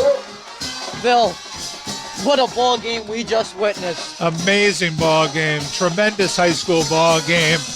Both teams, the heart, you got to tip your cap to Concord-Carlisle. Down 14 points twice in this game, came roaring back, had the chance to tie, had the chance to take the lead on the 2-point conversion try.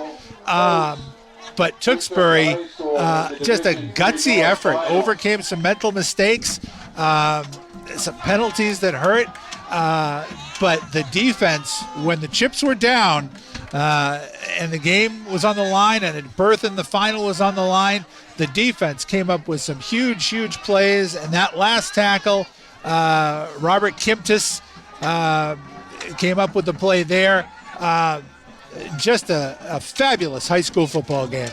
And Bill, even better news, we get blessed to be back here next week for the D3 North Final between the Winchester Sackums and the Tewksbury Redmen, the 4 versus 2 seed, for a spot in the state semifinals. We do, absolutely. This is what it's all about. This is what they play for. And now Tewksbury a chance for a third straight D3 North championship. And this is what they work hard for all year long. And I'll tell you, the first loss of the year for Concord-Carlisle, certainly heartbreaking fashion, but for all the fans here and for us, you can certainly see why they came into this game 8-0. And what an unbelievable game we just witnessed, as we'll be hosting Winchester next week after they upsetted the number 1 seed, Danvers Falcons, at Danvers last night. So a very hungry Winchester team that wants to upset another top-seeded opponent. Yeah, it doesn't get any easier, and that win over a really talented and previously unbeaten Danvers team, very impressive by Winchester, and I'm sure that the coaching staff and the players will be looking at film of that game, probably starting tomorrow. So fans, we want to thank you for tuning into this ball game. Bill Gilman and I definitely had a pleasure watching this one. And we'll see you guys next week. Andrew Delpiano and Bill Gilman signing off from Doucette Field.